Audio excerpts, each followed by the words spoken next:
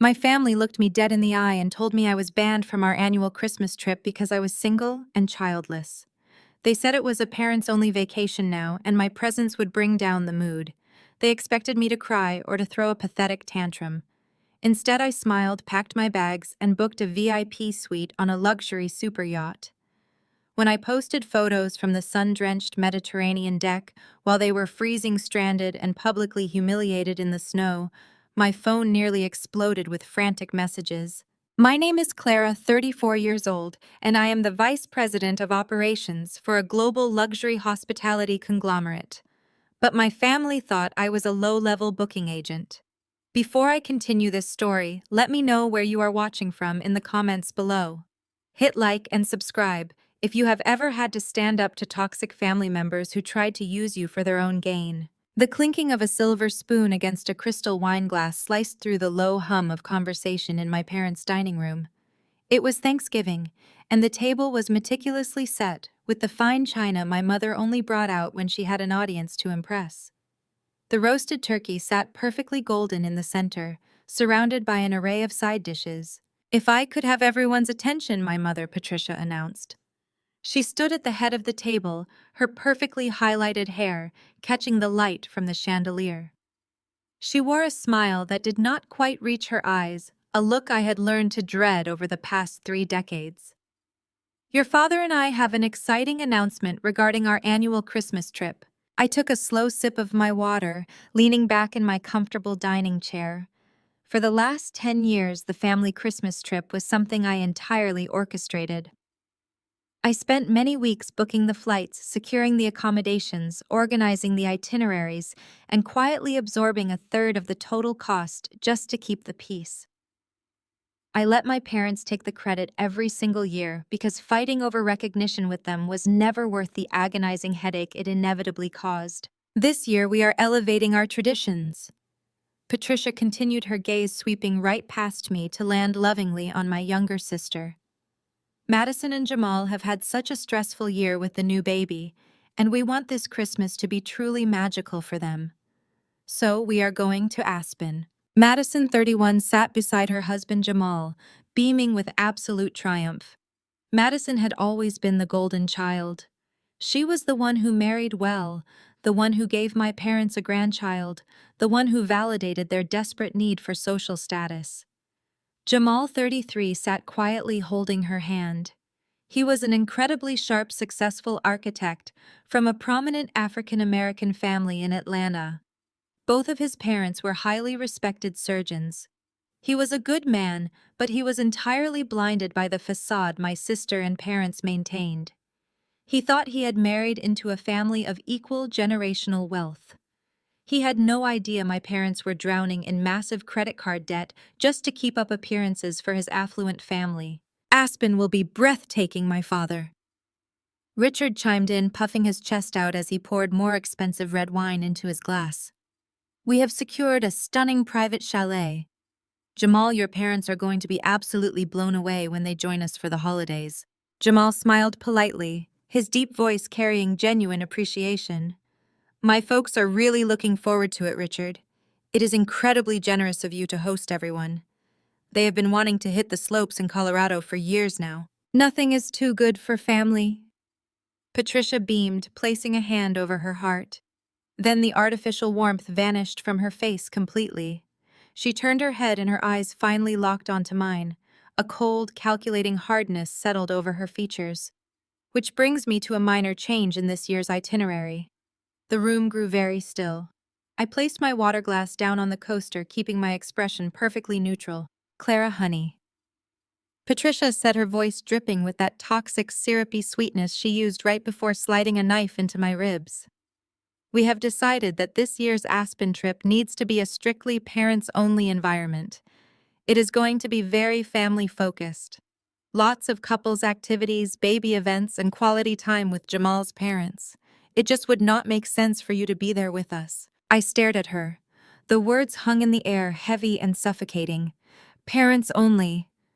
I repeated, ensuring my voice remained remarkably steady despite the sudden pounding in my chest. "Exactly," Richard said, cutting in swiftly before I could say anything else. "You are single, Clara. You do not have children. You would just be sitting around alone while the rest of us are doing family things. It would be depressing for you, and frankly, it would bring down the mood of the trip. You understand, right? It is just practical.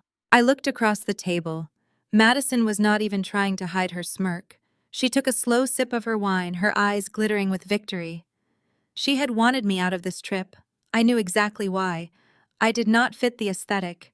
I was not part of the flawless, wealthy, married with children image she was desperately selling to Jamal and his high society parents.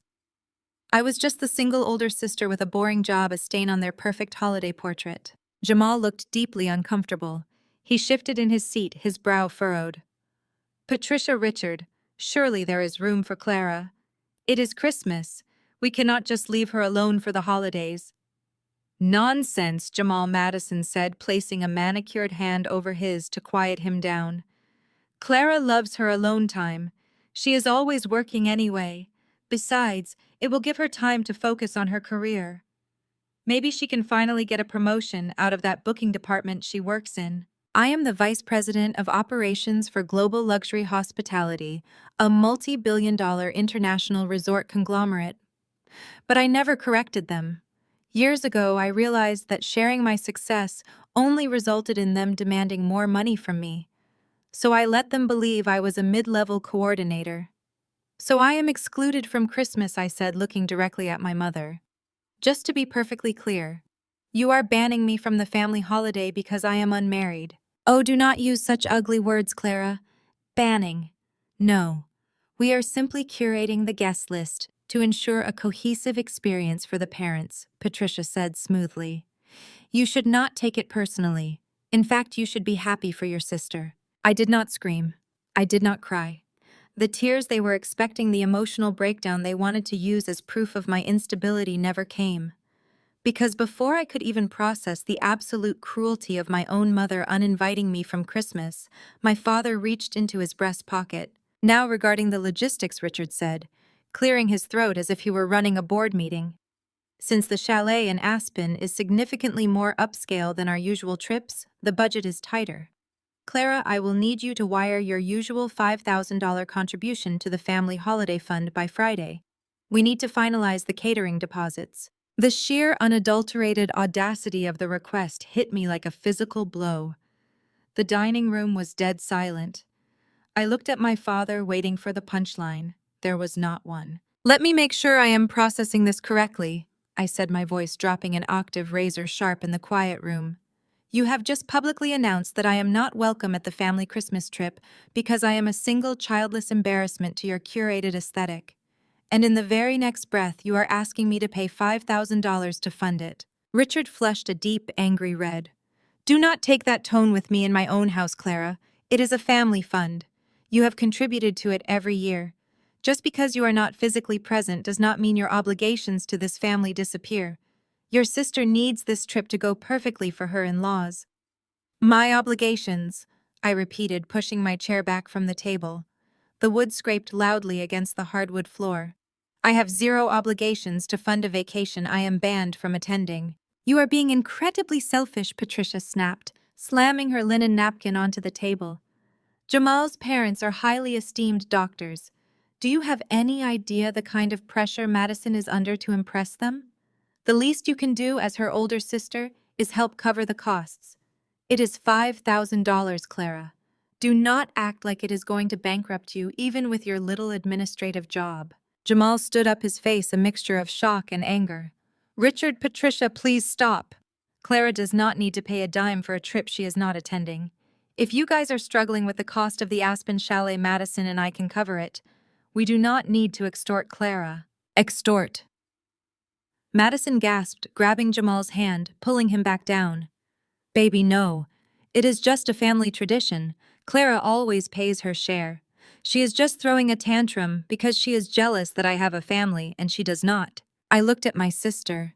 The entitlement radiated off her in waves. For 34 years I had swallowed my pride. I had played the quiet, supportive older sister. I had absorbed their subtle insults, their blatant favoritism, and their endless financial requests to maintain the illusion of a happy family.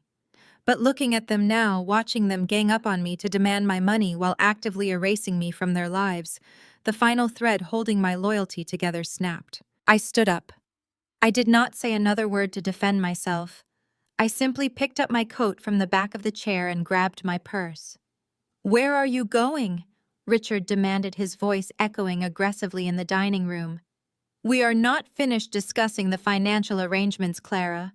We have non-refundable deposits due." "We are entirely finished, Richard," I said coldly, not even honoring him with the title of Dad. "Have a wonderful time in Aspen. Try not to freeze." I walked out the front door, ignoring my mother screaming my name from the hallway. I got into my car, the cold November air biting at my cheeks. As I gripped the steering wheel, my mind was racing. Something was wrong. Something was deeply, fundamentally wrong with the math of this entire situation. My parents were chronically broke. Richard's business had been quietly failing for 3 years. Patricia spent what little money they had on designer bags to keep up appearances at the country club. Aspen was one of the most expensive winter destinations in the world. A private chalet large enough to hold my parents, Madison, Jamal, the baby, and Jamal's affluent parents would easily cost upwards of $40,000 for the week of Christmas. There was absolutely no way Richard and Patricia could afford the deposit on a place like that, let alone the full cost. Jamal had just offered to pay, but Madison had immediately panicked and shut him down. Why? Because Jamal thought my family was old money. If he paid, he would ask for the receipts. He would see the actual numbers. As I drove back to my downtown apartment, a terrifying, icy realization began to form in my chest: global luxury hospitality. The company I was secretly vice president of owned the most exclusive properties in Aspen. We managed the Aspen Retreat, an elite private collection of ultra-luxury snowy chalets, nestled directly on the steep frozen mountainside where the billionaires vacationed every single winter season. The cold steering wheel felt like solid ice beneath my tightly gripped fingers as I navigated the evening traffic. The glittering city lights blurred past my windshield, but my mind was stuck in that dining room. Madison had always been desperate for validation, but her marriage to Jamal had pushed her obsession with status into dangerous new territory. Jamal was kind-grounded and fiercely loyal to his roots. His family represented generations of Black excellence in Atlanta. His father ran a successful surgical practice, and his mother was a partner at a prestigious law firm. They were authentic and truly wealthy.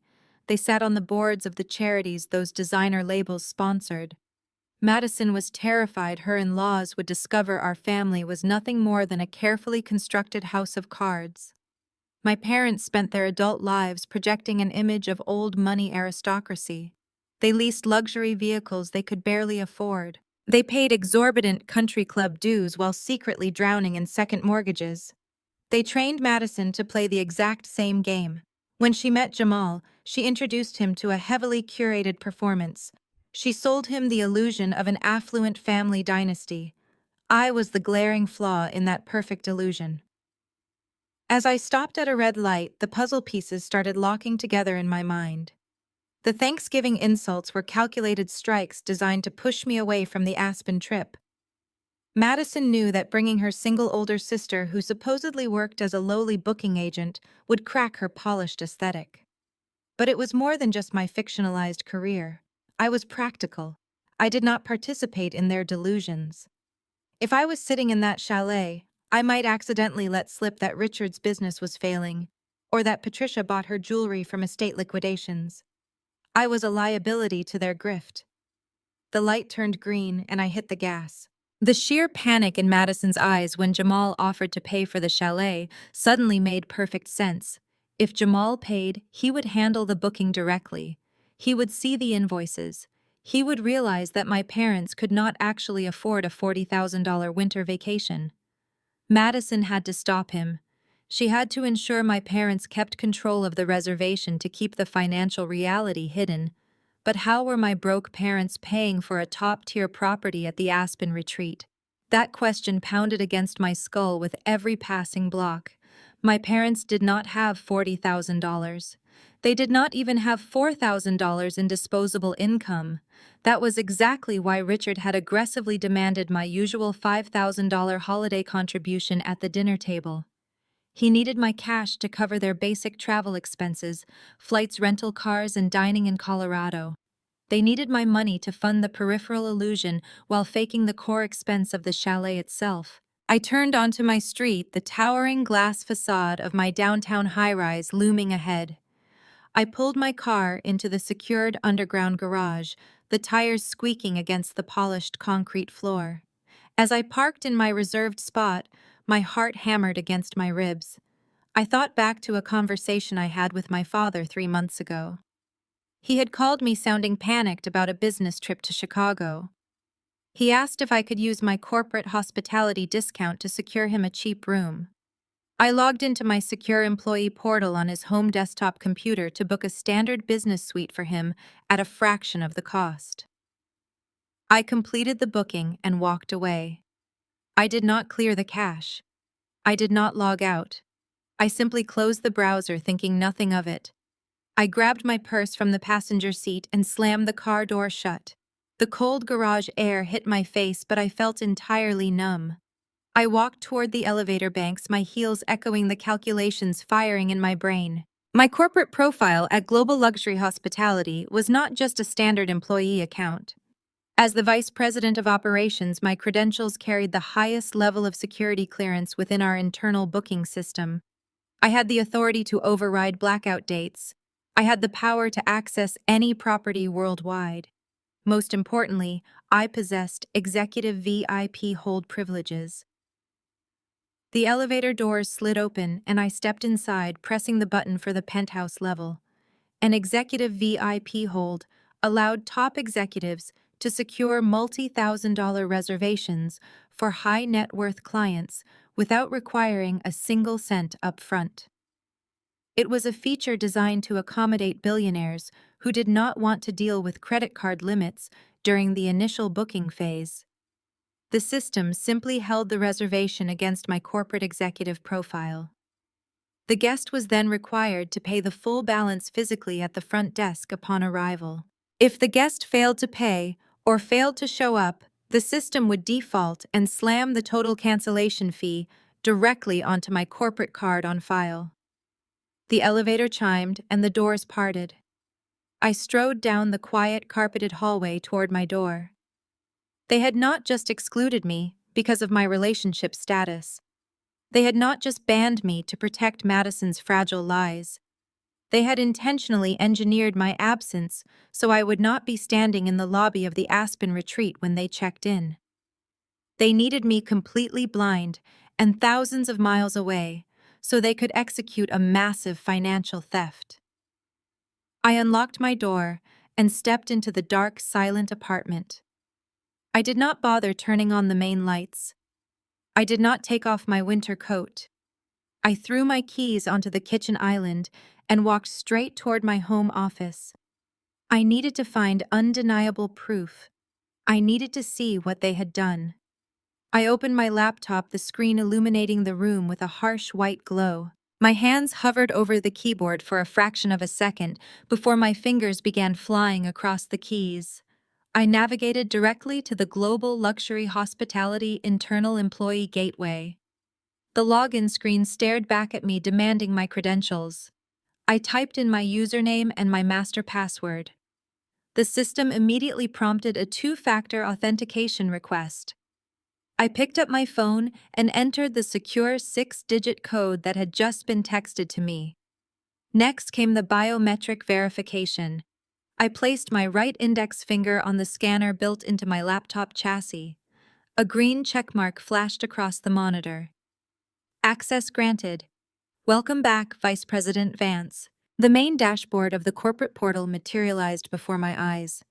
It was a complex matrix of data streams, property rosters, financial analytics, and global booking metrics.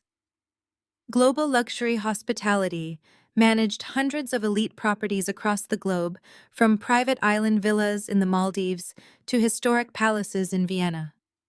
But my focus tonight was entirely locked on one specific region. I bypassed the global financial summaries and clicked directly into the North American Luxury Winter Resort Division. A map of our premier ski properties loaded on the screen. I dragged my cursor straight to the crown jewel of our winter collection, the Aspen Retreat. This was not just a standard hotel. The Aspen Retreat was an exclusive enclave of ultra-luxury private chalets, nestled high on the snowy peaks, completely secluded from the general public. It catered to celebrities, royalty, and tech billionaires. The property required a rigorous vetting process just to secure a reservation during the peak holiday season. I clicked on the master booking ledger for the Aspen Retreat. The system prompted me to enter a date range. I typed in December 20th through December 27th, the exact dates of our so-called family vacation. The screen refreshed, displaying a highly classified grid of chalet assignments, guest names, and billing statuses. My heart hammered against my ribs like a trapped bird. I did not want to scroll through the entire list of high-profile guests. I needed answers immediately. I moved my cursor to the search bar at the top right corner of the database. I took a sharp breath and typed in a single word. Vance. I hit enter. The system loading icon spun for 2 agonizing seconds. Then a single reservation file isolated itself on the bright screen. I leaned closer to the monitor, my eyes scanning the digital text. Reservation ID 78429. Property, Aspen Retreat. Accommodation, Chalet 4, The Summit Estate.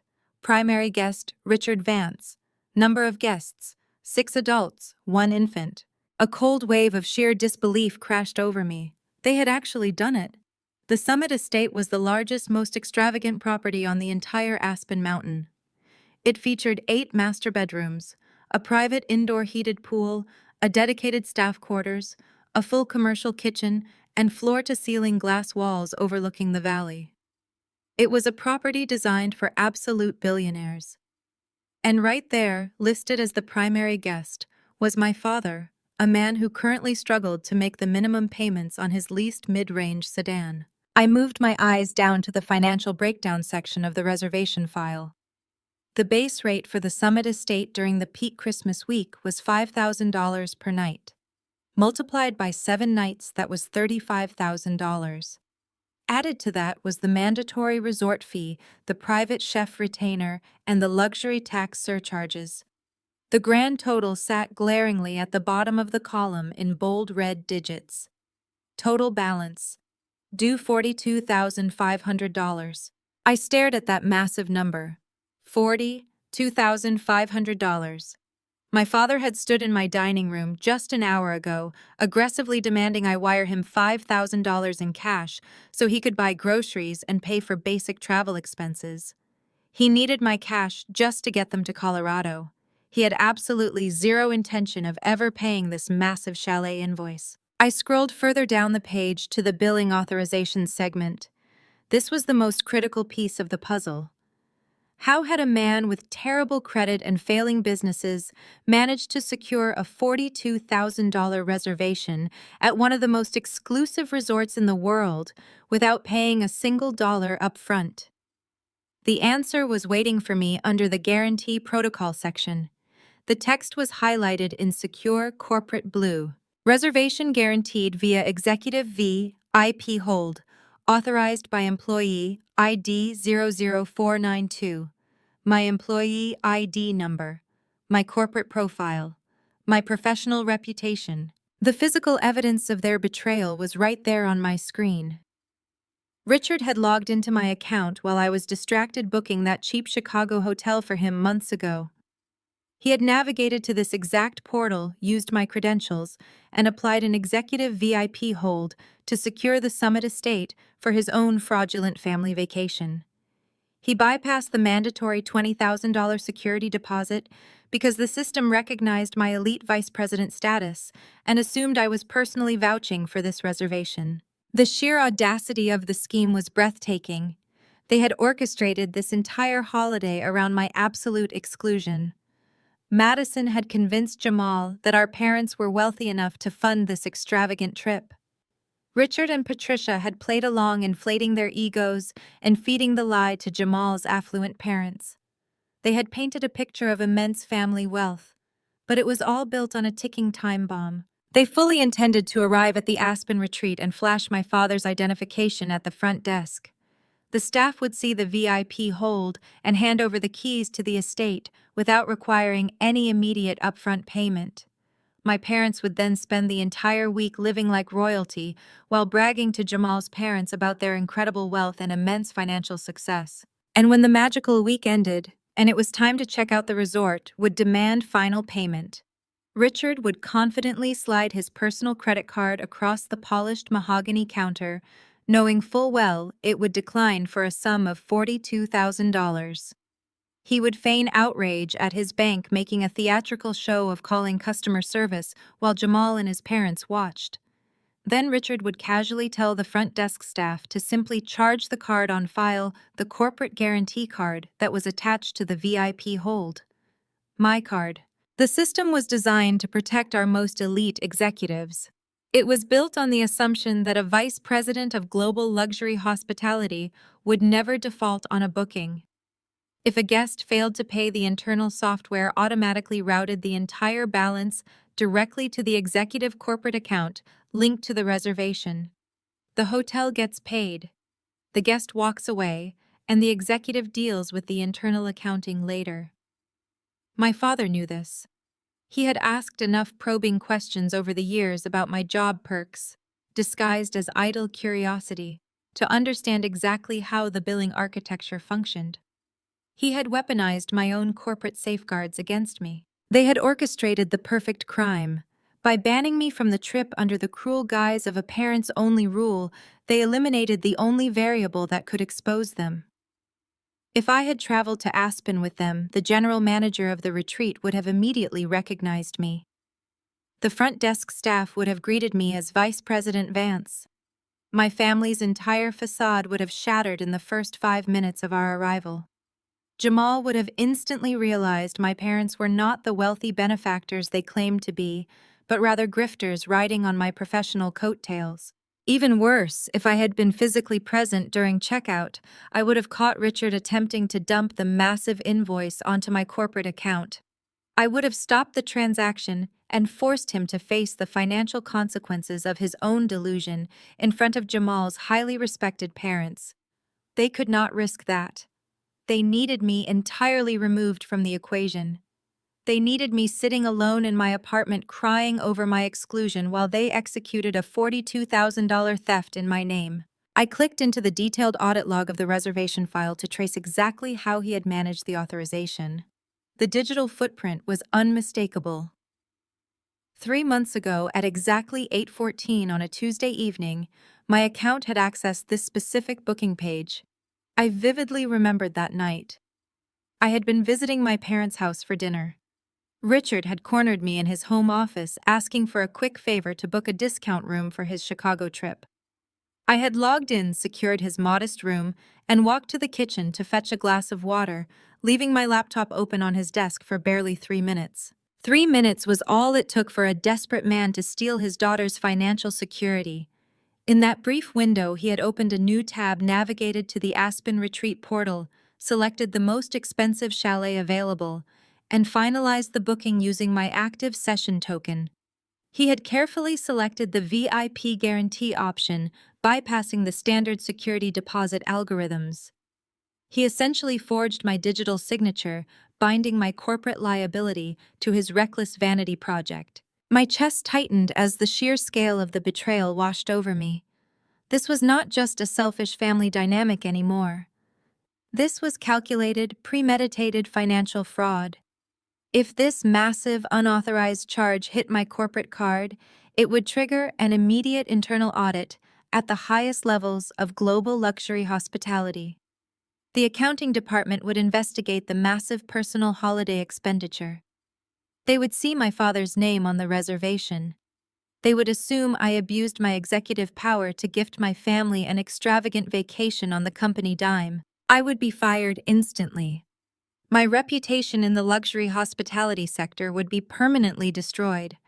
I could even face criminal charges for corporate embezzlement. My parents were willing to sacrifice my entire career, my livelihood, and my legal standing just so Madison could impress her husband's family with a fake ski trip. They were entirely willing to let me burn to the ground as long as it kept them warm in Aspen. I pushed my chair back from the desk and walked over to the floor-to-ceiling windows of my home office. The city stretched out below me, a sea of glittering lights and moving cars. I pressed my forehead against the cool glass, focusing on the steady rhythm of my breathing. The anger that had been simmering inside me began to cool into something far more dangerous. It crystallized into absolute freezing clarity. For my entire life, I had played the role they assigned me. I had been the quiet, dependable scapegoat. I had absorbed their constant criticism about my lifestyle choices. I had let my mother call me a failure for remaining single while she paraded Madison around like a trophy. I had handed over my hard-earned money every single holiday just to buy a few days of manufactured family peace. I had made myself small so they could feel big. But standing in my office looking at the irrefutable proof of their treachery, I realized the fundamental truth of our dynamic. They did not just take me for granted, they actively despised me.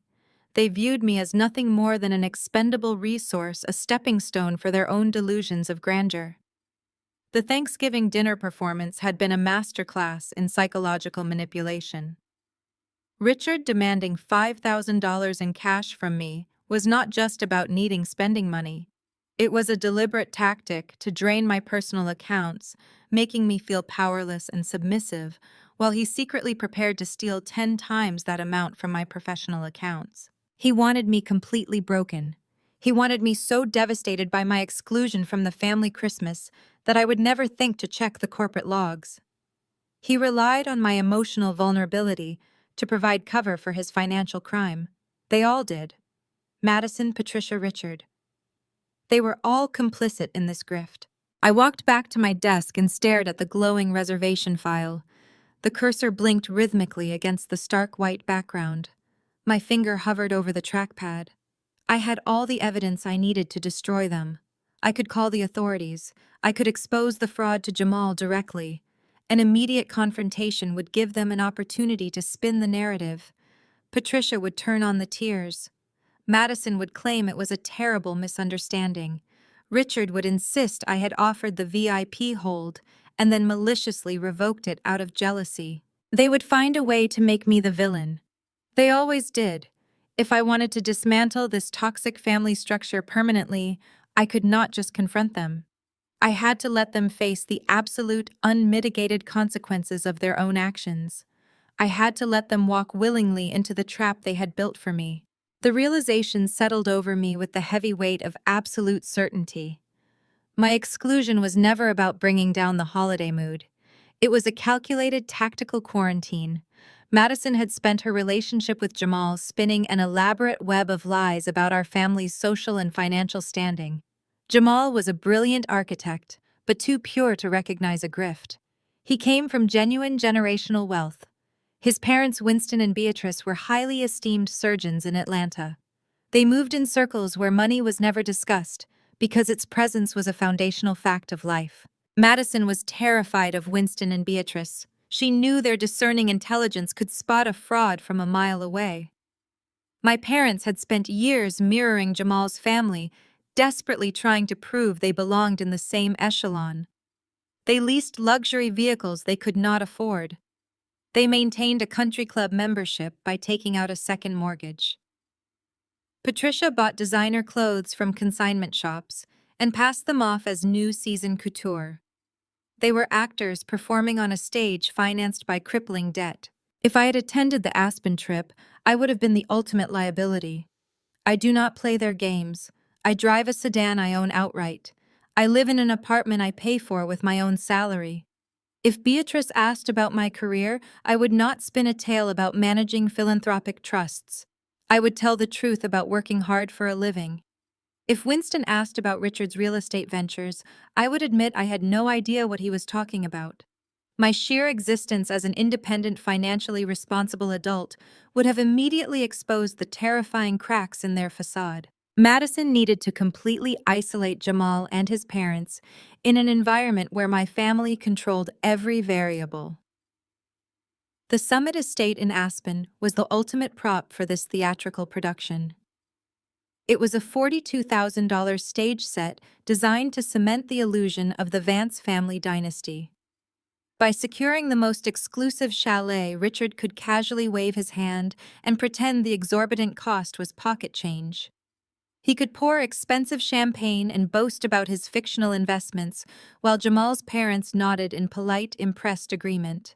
They needed Jamal to believe he had married into a family that could match his own financial legacy. If Jamal ever discovered my parents were flat broke, the entire power dynamic of their marriage would shift. Madison could no longer play the role of the wealthy heiress. She would just be a woman whose parents were drowning in debt. And worst of all, Jamal might realize that the entire foundation of their relationship was built on a calculated deception. This was why Richard had been so aggressive about demanding my $5,000 contribution at the Thanksgiving table. The puzzle was completely solved now. My parents did not just want to steal my corporate billing guarantee for the chalet. They literally needed my cold, hard cash just to physically get themselves to Colorado. Their credit cards were undoubtedly maxed to the limit. My $5,000 was going to pay for their first-class flights. It was going to pay for their ski lift tickets. It was going to pay for the expensive dinners they planned to host to further dazzle Jamal's parents. They were using my money to fund the peripheral illusions while using my professional reputation to steal the main attraction. The sheer sociopathic brilliance of the plan was almost impressive. They had weaponized my emotional vulnerability to ensure my compliance. By publicly humiliating me at the dinner table and loudly proclaiming I was an unwanted spinster, they guaranteed I would retreat into my shell. They banked on the fact that I would be too devastated by the rejection to ask any logistical questions. They assumed I would just quietly wire the $5,000 in a pathetic, desperate attempt to buy back their affection. They thought my craving for their love was greater than my capacity for critical thought. They had severely underestimated me. I closed the billing tab on my computer screen and took a deep breath. The anger that had been choking me just an hour ago had completely evaporated. In its place was a sharp, crystalline focus. I was no longer a victim in this scenario.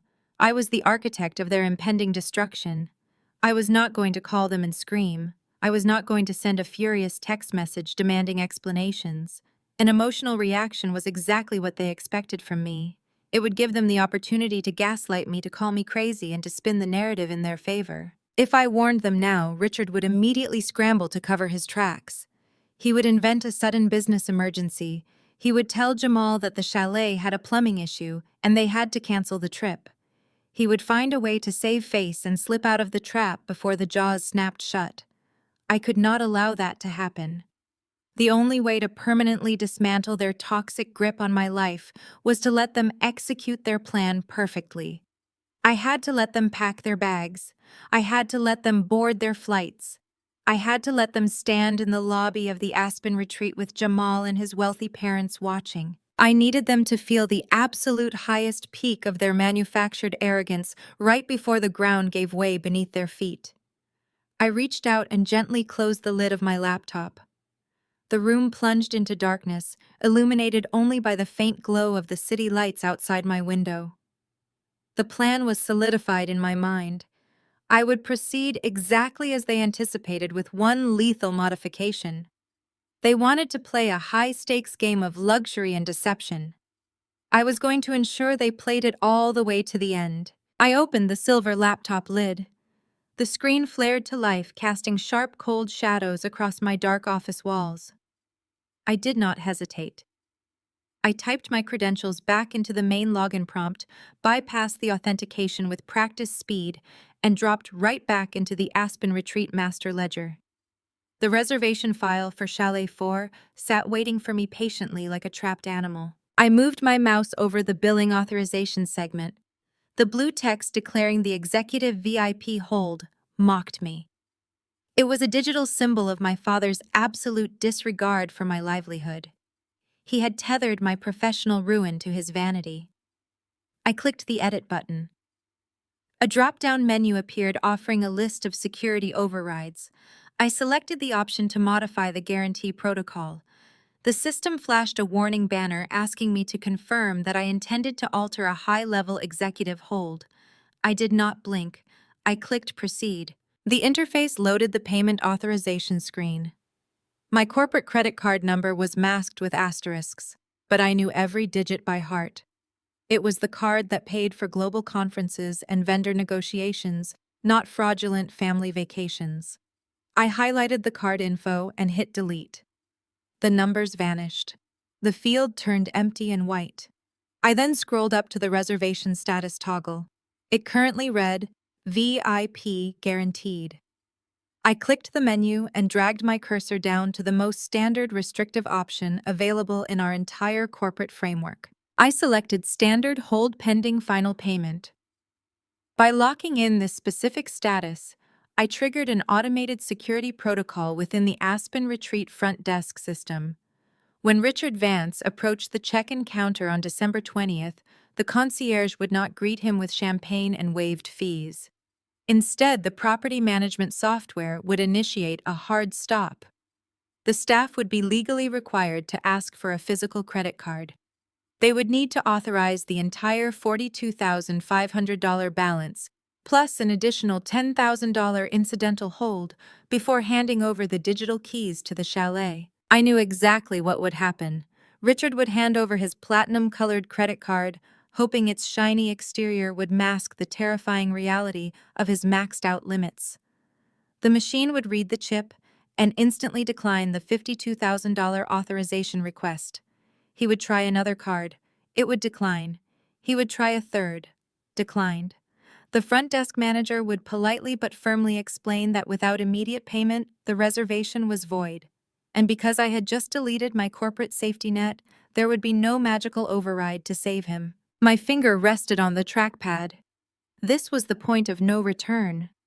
Once I hit save, the new billing directives would lock into the mainframe. There would be no notification sent to my father.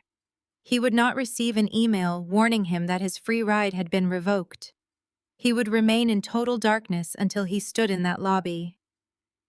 I took a slow, deep breath, filling my lungs with the quiet air of my apartment. I pressed down on the trackpad. A soft click echoed in the silent room. The screen refreshed. A green banner dropped from the top of the monitor. Update successful. The reservation was now entirely dependent on Richard's own financial resources. The trap was armed and the camouflage was perfectly in place. I leaned back in my leather desk chair and exhaled. A profound sense of peace washed over me, replacing the decades of anxiety I had carried. I felt light. I felt untouchable. For 34 years, I had been fighting a losing battle, trying to prove my worth to people who were biologically incapable of valuing me. I had spent thousands of dollars organizing their holidays, hoping that a perfectly executed itinerary would finally earn me a seat at their table. I had endured their snide remarks about my appearance, my single status, and my career. I had let them cast me as the tragic outcast while they played the roles of wealthy aristocrats. But in a single click, I had rewritten the entire script. I was no longer the desperate daughter begging for inclusion. I was the architect of their impending reality check. The irony was almost poetic. They had banned me from the trip to protect their fake wealth from my honest scrutiny. Now that very ban was going to be the catalyst for their ultimate exposure. If they had simply invited me, if they had just treated me like a human being instead of a financial liability, I would never have checked the corporate logs. I would have happily paid my $5,000 share and minded my own business. Their greed and their cruelty were the exact instruments of their own destruction. I logged out of the global luxury hospitality portal and closed the browser. The system would execute its programming flawlessly. Now I had to maintain the illusion of the wounded sister. I opened my personal banking application on my phone. Richard needed $5,000 by Friday to pay for their flights. If I refused immediately, he might panic and cancel the trip. I could not let that happen. But I refused to give him my money. I drafted a polite email to my father explaining that my bonus was delayed and my funds were tied up in investments. I promised I would transfer the money just days before their departure. It was a lie spoken perfectly in a language he understood. He would assume I was struggling to scrape the cash together, reinforcing his belief in my financial inferiority. He would float the flights on his credit card, counting on my money to bail him out right before they left. I hit send on the email. The board was set. The pieces were moving. All I had to do right now was sit back and watch them fall. The next 3 weeks passed in a masterclass of digital deception and forced patience. I watched the family group chat light up daily, with links to luxury restaurants and expensive winter mood boards. Madison treated the chat like her personal public relations feed. She tagged Jamal, detailing how excited she was to host his parents. I remained silent. I did not engage. I did not congratulate them. I observed their arrogance swelling to monumental proportions. December 22nd arrived 3 days before Christmas. The winter air outside was bitter, but inside I was surrounded by the warmth of my meticulously planned future. I stood in my bedroom, surrounded by open luggage. I was packing silk evening gowns, designer swimwear, and resort wear. While my family prepared to freeze in Colorado, I was preparing for the sun-drenched Mediterranean. My phone vibrated on my dresser, shattering the peace of my morning. The caller identification displayed my mother's name, Patricia Vance. I stared at the glowing screen, watching it buzz. I let it ring twice, then 3 times. I wanted her to feel the anxiety of waiting. I swiped accept and pressed the phone to my ear, keeping my breathing slow and measured. Clara, finally. Patricia huffed. Her voice carried a frantic energy that betrayed her desperation. I have been trying to reach you all morning. You have been incredibly immature, ignoring our messages for weeks. I do not have time to coddle your feelings. We are leaving tomorrow morning, and your father just checked the joint family account. You still have not wired the $5,000. I walked over to my window, looking down at the bustling city streets below. The holiday traffic was gridlocked, a mess of people rushing to fulfill obligations. I was no longer one of them. I told you at Thanksgiving, Patricia, I said, my voice dropping to a flat, emotionless register. I am not funding a vacation. I am banned from attending. My bonus investments are my own business. Do not call me Patricia! I am your mother! She shrieked. The sudden volume forced me to pull the phone away from my ear. You are being vindictive and petty, Clara. Your father floated the airline tickets on his credit card because you claimed your funds were tied up. Now the bill is due.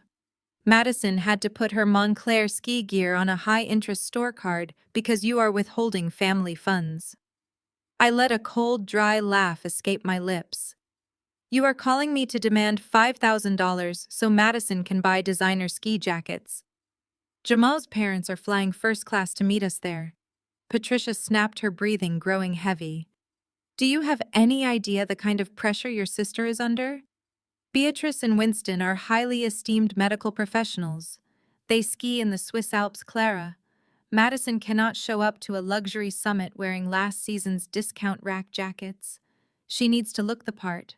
We all need to look the part. Do you want us to look like absolute fools in front of her new in-laws? You are already looking like fools, I said smoothly. You are taking out debt to buy coats you cannot afford for a trip you banned me from. Why does Jamal not pay for his own wife's ski gear? Because it is a matter of family pride, Patricia hissed. Jamal offered to buy her a jacket, and Madison was mortified. She told him our family always updates our winter wardrobes annually. We have an image to maintain. If you do not send the money today, Jamal might see the credit card decline tomorrow. You are deliberately trying to humiliate your sister because you are jealous of her perfect marriage. The absolute delusion was staggering. Patricia was standing on a sinking ship, demanding I hand over my life preserver so she could use it as a fashion accessory.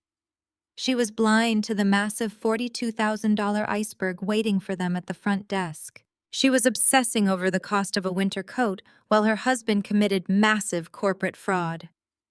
Wire the money today, Clara. Patricia commanded, her tone shifting from frantic to authoritative. I am not asking you. I am telling you. You owe this to your family. You owe it to your sister. You have no husband and no children to spend your salary on. It is incredibly selfish to hoard your money when your family needs it to secure our social standing. I leaned against the window frame. My mother had spent my entire life minimizing my existence. She had treated my hard work as a convenient automated teller machine to fund her favorite child's lifestyle.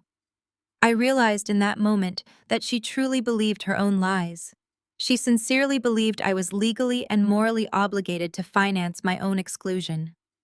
You want to know what I actually think, Patricia? I asked. I pitched my voice so incredibly low and calm that it forced her to stop talking and listen. I think you and Richard are completely out of your depth. I think you are terrified that Jamal is going to realize you are entirely broke. I think your credit cards are maxed out to the absolute limit, and I think you are going to find Aspen very cold when reality finally catches up with you. There was a sharp intake of breath on the other end of the line. The silence was thick and heavy, vibrating with the shock of my defiance. I had never spoken to my mother like that before. I had never called out their financial reality so directly. I pictured her standing in her decorated living room, her face flushing with rage as her carefully constructed reality fractured into a million pieces. There was the rustling of fabric and the heavy thud of rapid footsteps. Then the audio shifted abruptly as someone else grabbed the mobile phone out of her hands. "Listen to me, you ungrateful little brat," Richard bellowed, his deep voice vibrating through the speaker. "I do not know what kind of delusional power trip you think you are on right now, but it ends this second. You are going to log into your bank account and wire that money to me before I lose my temper permanently." I pulled the phone away from my ear for a moment, letting his rage spill into the empty air of my bedroom. For decades, that exact tone had sent me scrambling. It was the voice he used to command boardrooms back when he actually had a successful company. It was the voice that terrified my mother into submission and conditioned me to apologize for simply existing. But hearing it now, removed from the physical intimidation of his presence, it just sounded pathetic. It sounded like a man drowning and demanding I hand him my wallet before he went under. "Your temper is no longer my problem, Richard," I said calmly, holding the phone back up. "And neither is your bank account. Do not play these games with me, Clara," he snapped, breathing heavily into the receiver. "You are a member of this family. When the family requires funds, you contribute. It is that simple." Madison is representing the Vance name to her in-laws. Jamal comes from money. We are matching that standard. We are showing them that we operate on their level. You are jeopardizing the entire social standing of our family because you are throwing a petty tantrum over a guest list. "A guest list," I repeated, letting a sharp laugh escape. "You banned me from Christmas. You told me my lack of a husband would depress everyone. You made it abundantly clear that I am a stain on your perfect aesthetic. So why on earth would I pay for the privilege of being erased?" "Because it is your duty," he shouted. "You owe us. We raised you. We provided for you. And frankly, you have absolutely nothing else to spend your salary on. You sit in your apartment alone, playing at having a corporate job. You should be honored. We even allow you to contribute to a vacation of this magnitude." The sheer narcissism was almost blinding.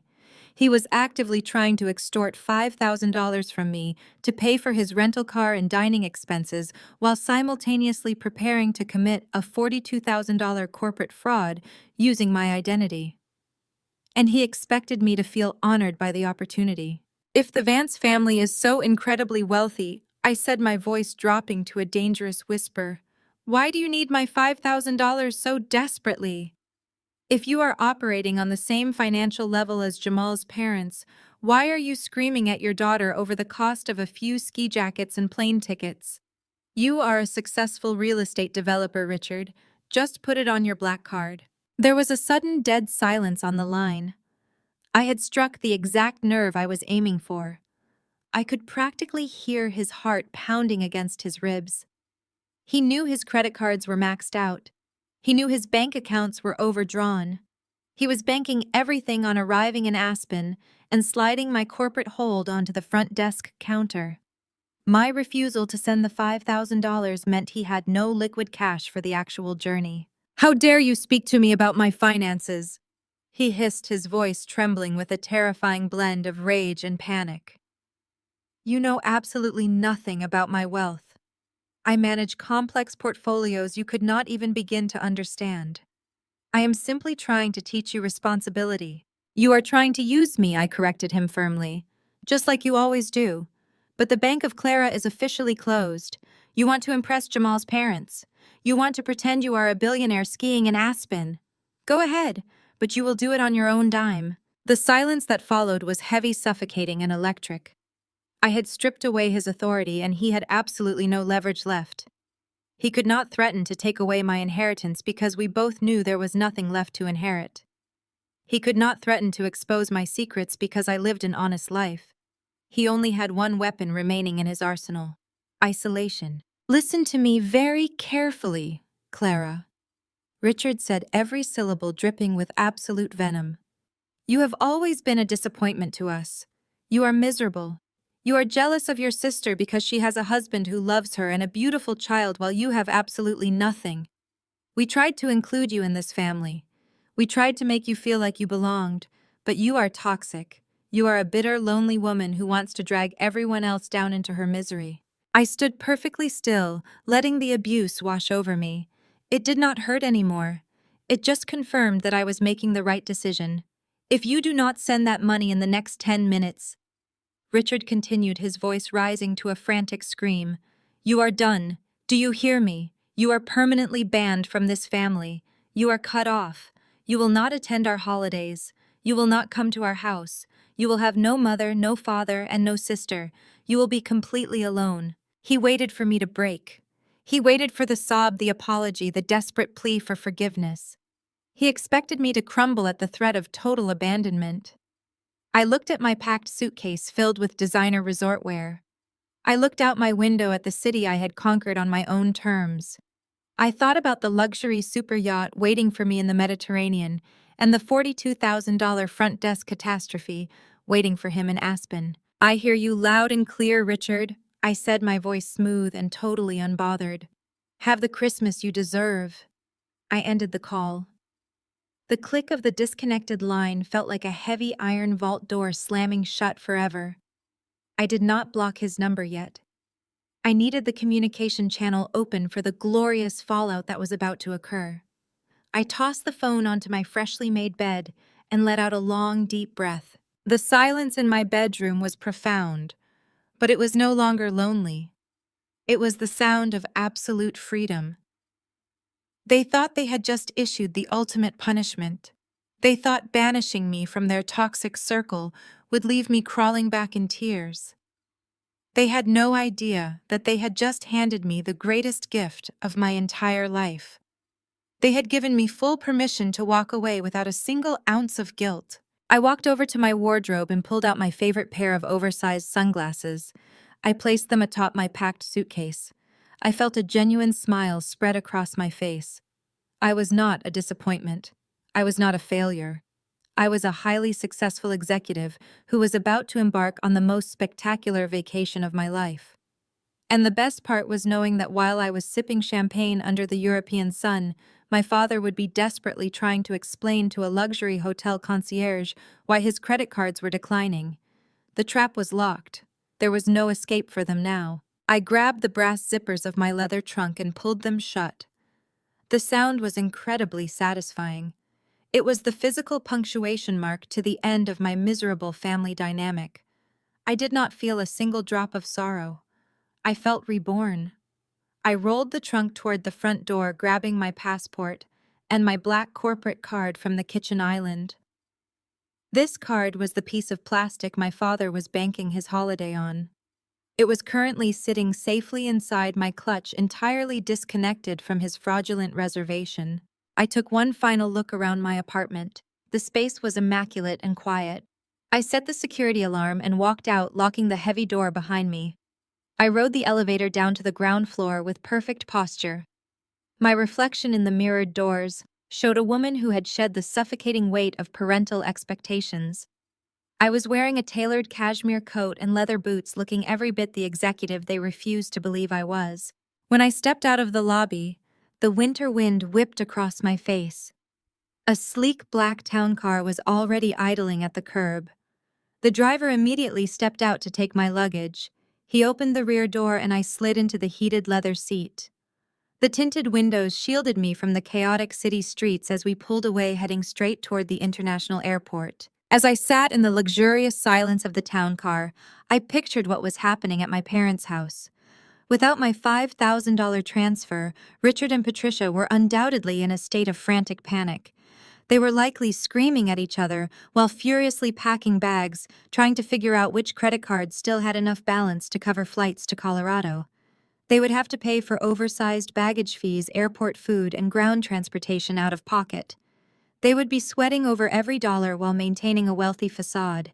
The contrast between their miserable reality and my current situation was striking. I leaned back and closed my eyes, letting the smooth ride soothe my senses.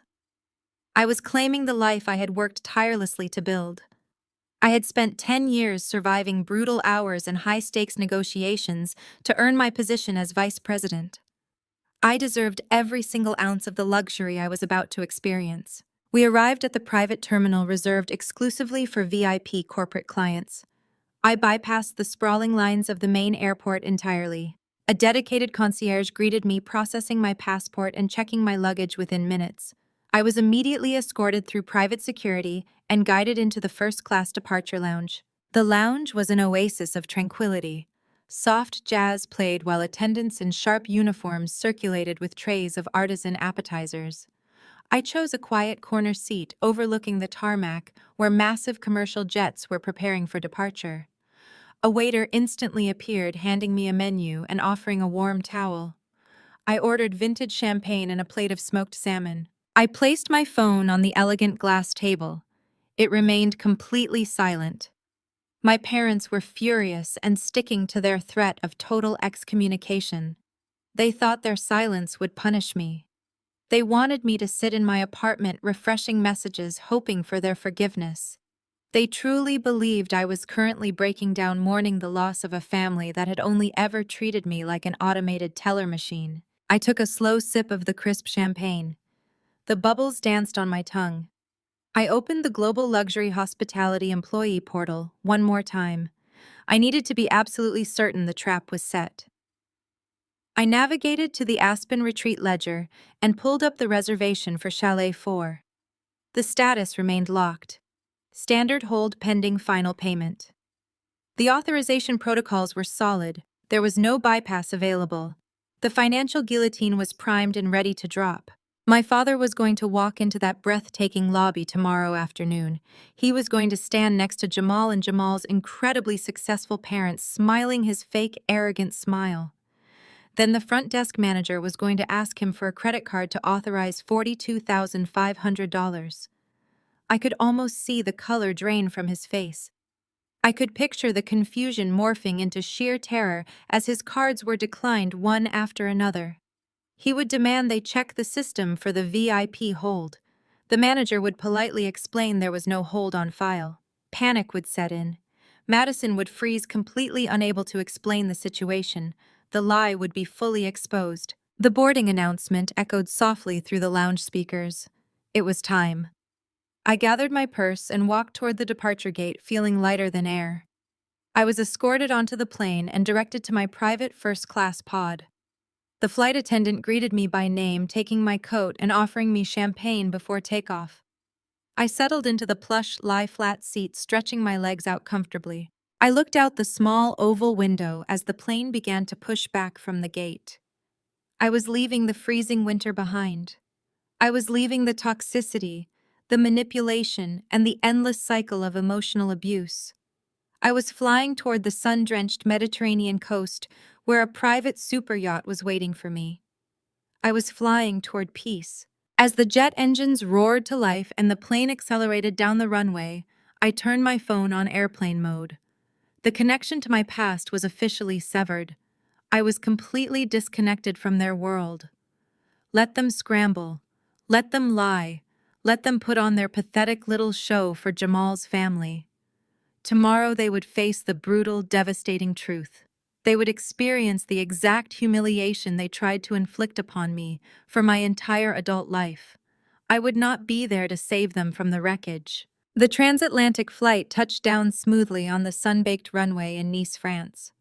I stepped off the aircraft and inhaled the crisp Mediterranean air, feeling the last remnants of my old life burn away under the bright European sun. A private helicopter transfer was waiting to whisk me to the harbor in Monaco. As the rotor spun overhead, I pulled out my phone and connected to the local cellular network. I opened my digital wallet to review the booking confirmation for the Oceanas.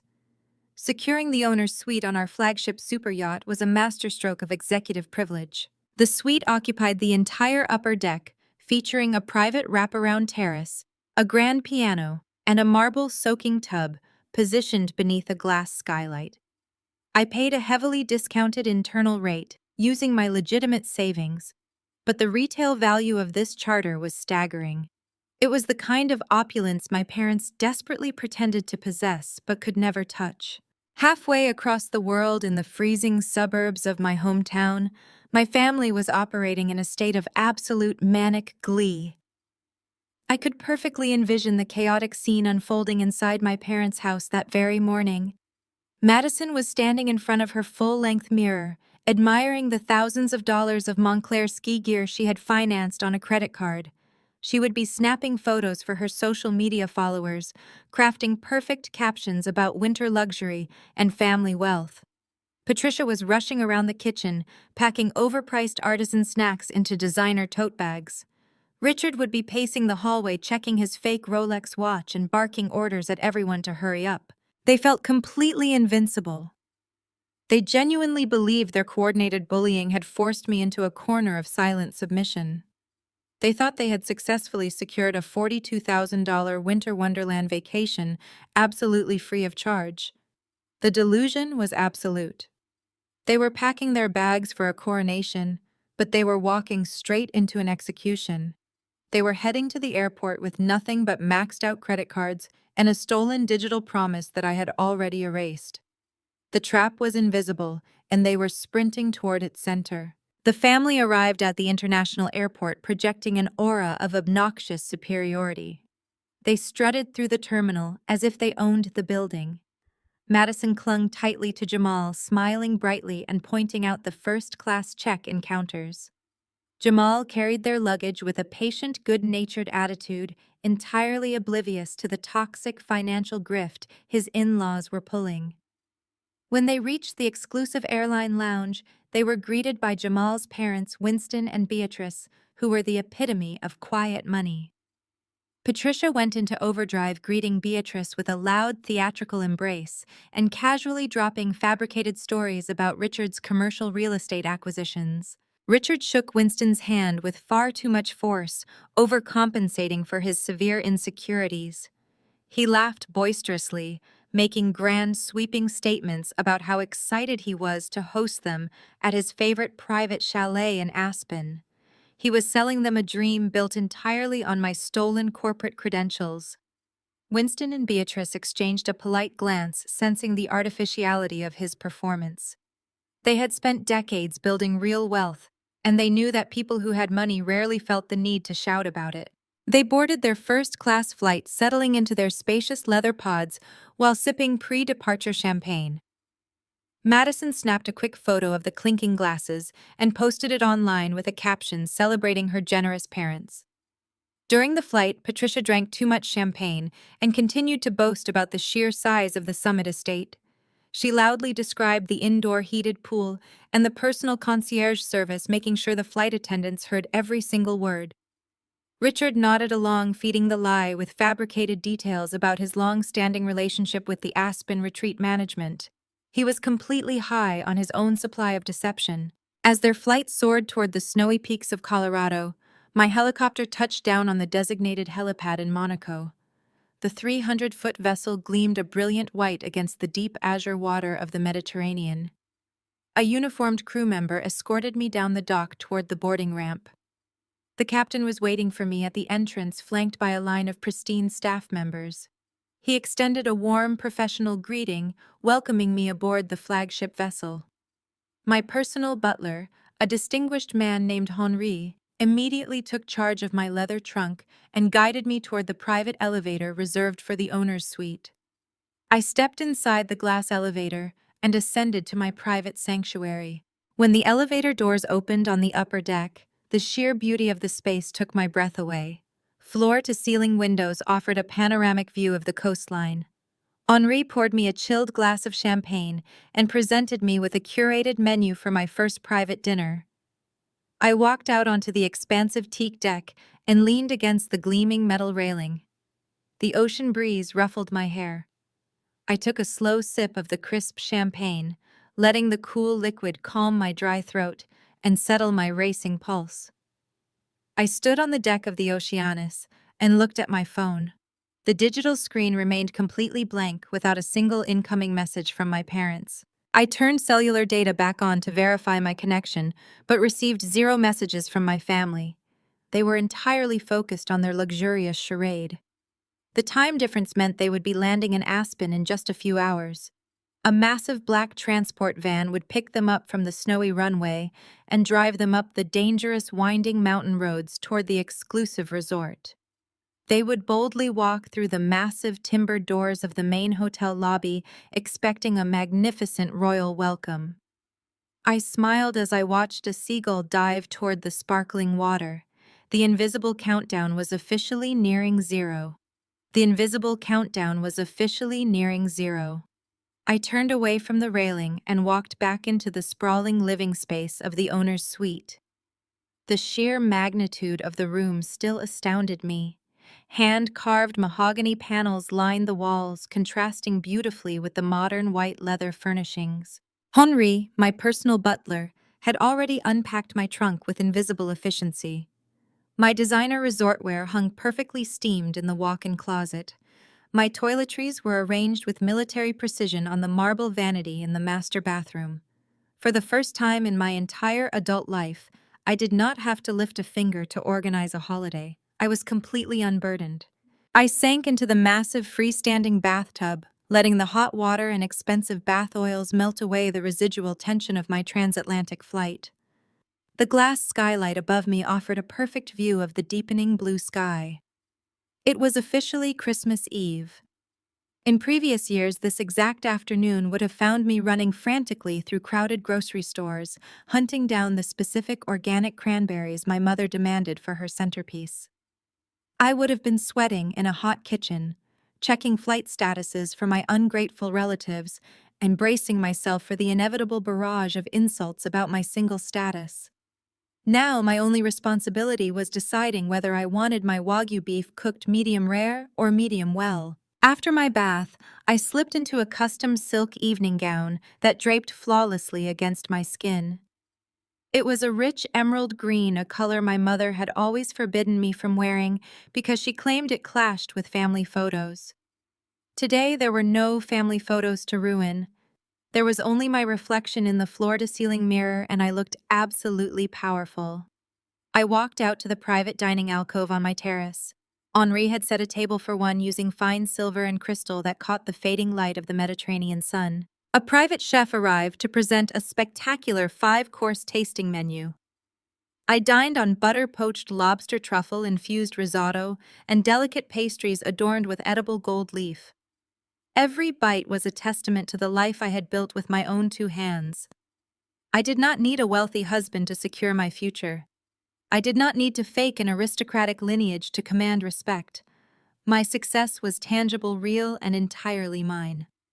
The yacht engines hummed to life beneath my feet, a deep, powerful vibration that signaled our departure from the harbor. We sailed smoothly along the French Riviera, the coastline sparkling like a diamond necklace against the darkening horizon. Henri appeared silently at my side, carrying a silver bucket, cradling a bottle of vintage champagne. He popped the cork with a soft, muted sigh and poured the golden liquid into a tall crystal flute. He handed me the glass with a respectful nod and retreated, leaving me alone with the ocean and my thoughts. I swirled the champagne, watching the delicate bubbles rise to the surface. I checked the gold watch on my wrist. The time difference between the Mediterranean coast and the snowy peaks of Colorado was exactly 8 hours. The sun had completely set here, but in Aspen, the afternoon was just reaching its peak.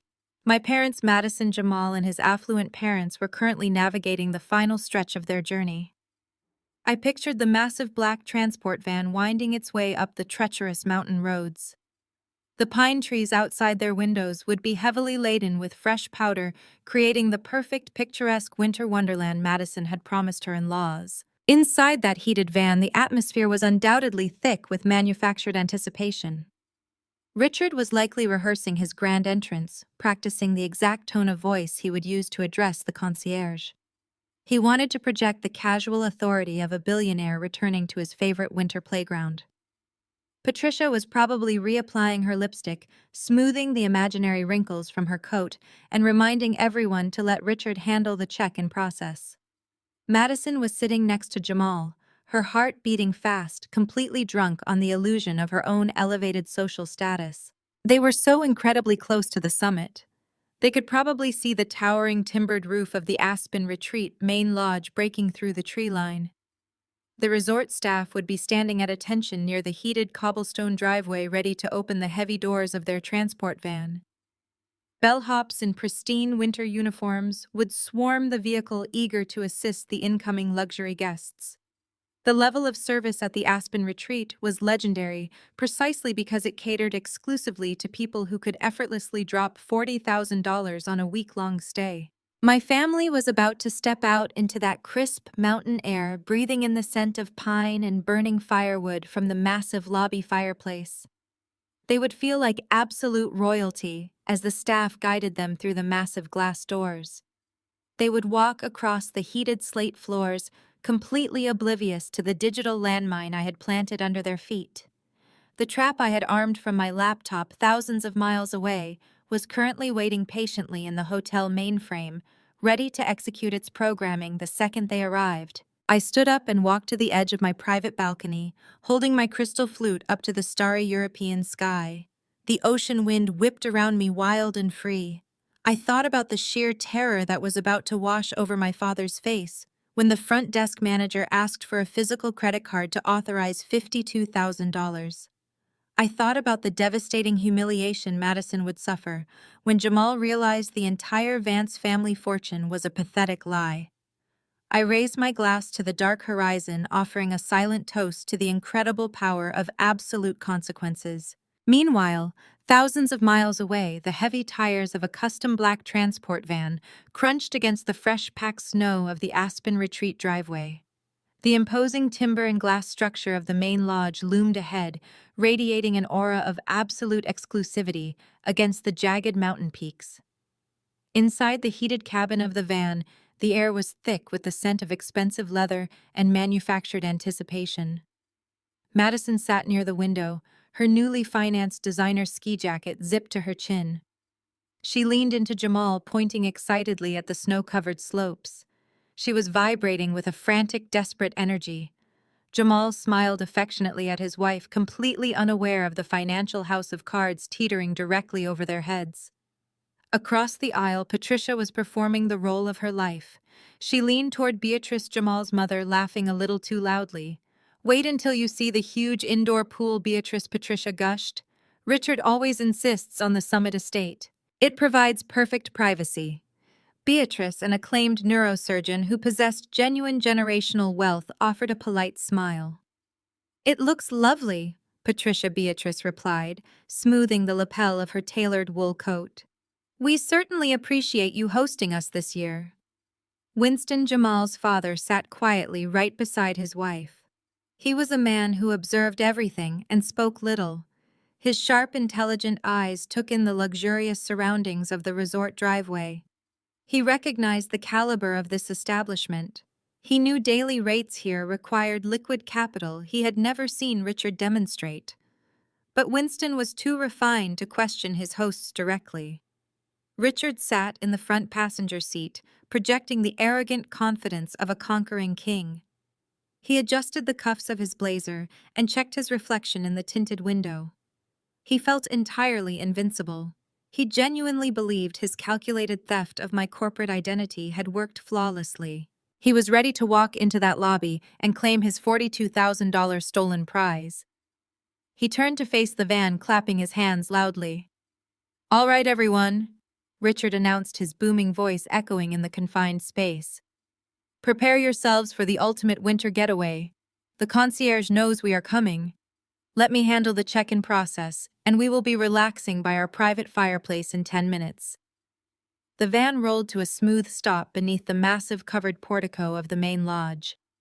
Instantly, a team of 5 resort bellhops dressed in immaculate winter uniforms surrounded the vehicle.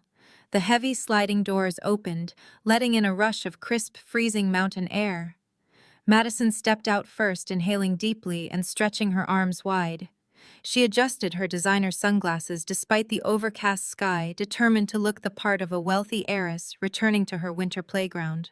Jamal stepped out behind her, extending a hand to help his mother Beatrice down from the high step. Patricia followed closely, chattering endlessly about the architectural details of the lodge, trying desperately to sound accustomed to such extreme luxury. Richard emerged last, handing a meager cash tip to the driver with a dismissive wave. He straightened his shoulders and marched toward the towering glass doors of the lobby, leading his entourage like a proud peacock. The glass doors slid open automatically, welcoming them into the breathtaking grandeur of the Aspen Retreat. The lobby was a masterpiece of rustic luxury. A massive 3-story stone fireplace dominated the center of the room, roaring with a massive fire that cast a warm golden glow over the plush leather seating areas. Enormous chandeliers crafted from polished elk antlers and dripping with cut crystal hung from the vaulted timber ceilings. Floor-to-ceiling windows framed the snow-covered valley, offering a $1 million view of the private ski lifts.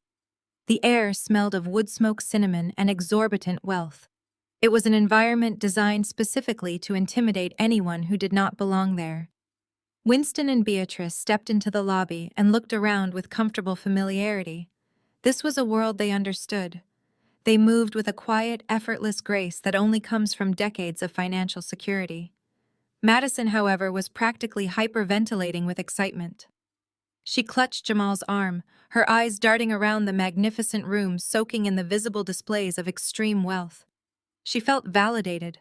She felt like she had finally proven to her affluent in-laws that the Vance family was their absolute equal. Patricia practically floated across the heated slate floor, her chin held high, her designer handbag positioned perfectly on her forearm for maximum visibility. She was living her ultimate fantasy. She was a society matron, hosting a wildly expensive holiday for her daughter's new family. She threw a condescending look at a passing couple dressed in casual ski gear, mentally calculating the cost of her own outfit to ensure she appeared superior. She felt completely secure in the knowledge that her husband had secured this entire experience without spending a single dollar of their own depleted savings. Richard strode confidently past the roaring fireplace, ignoring the complimentary champagne being offered by a circulating waiter. He wanted to secure the keys to the Summit estate immediately so he could parade everyone into the massive chalet. He approached the sprawling front desk, carved from a single massive slab of reclaimed redwood.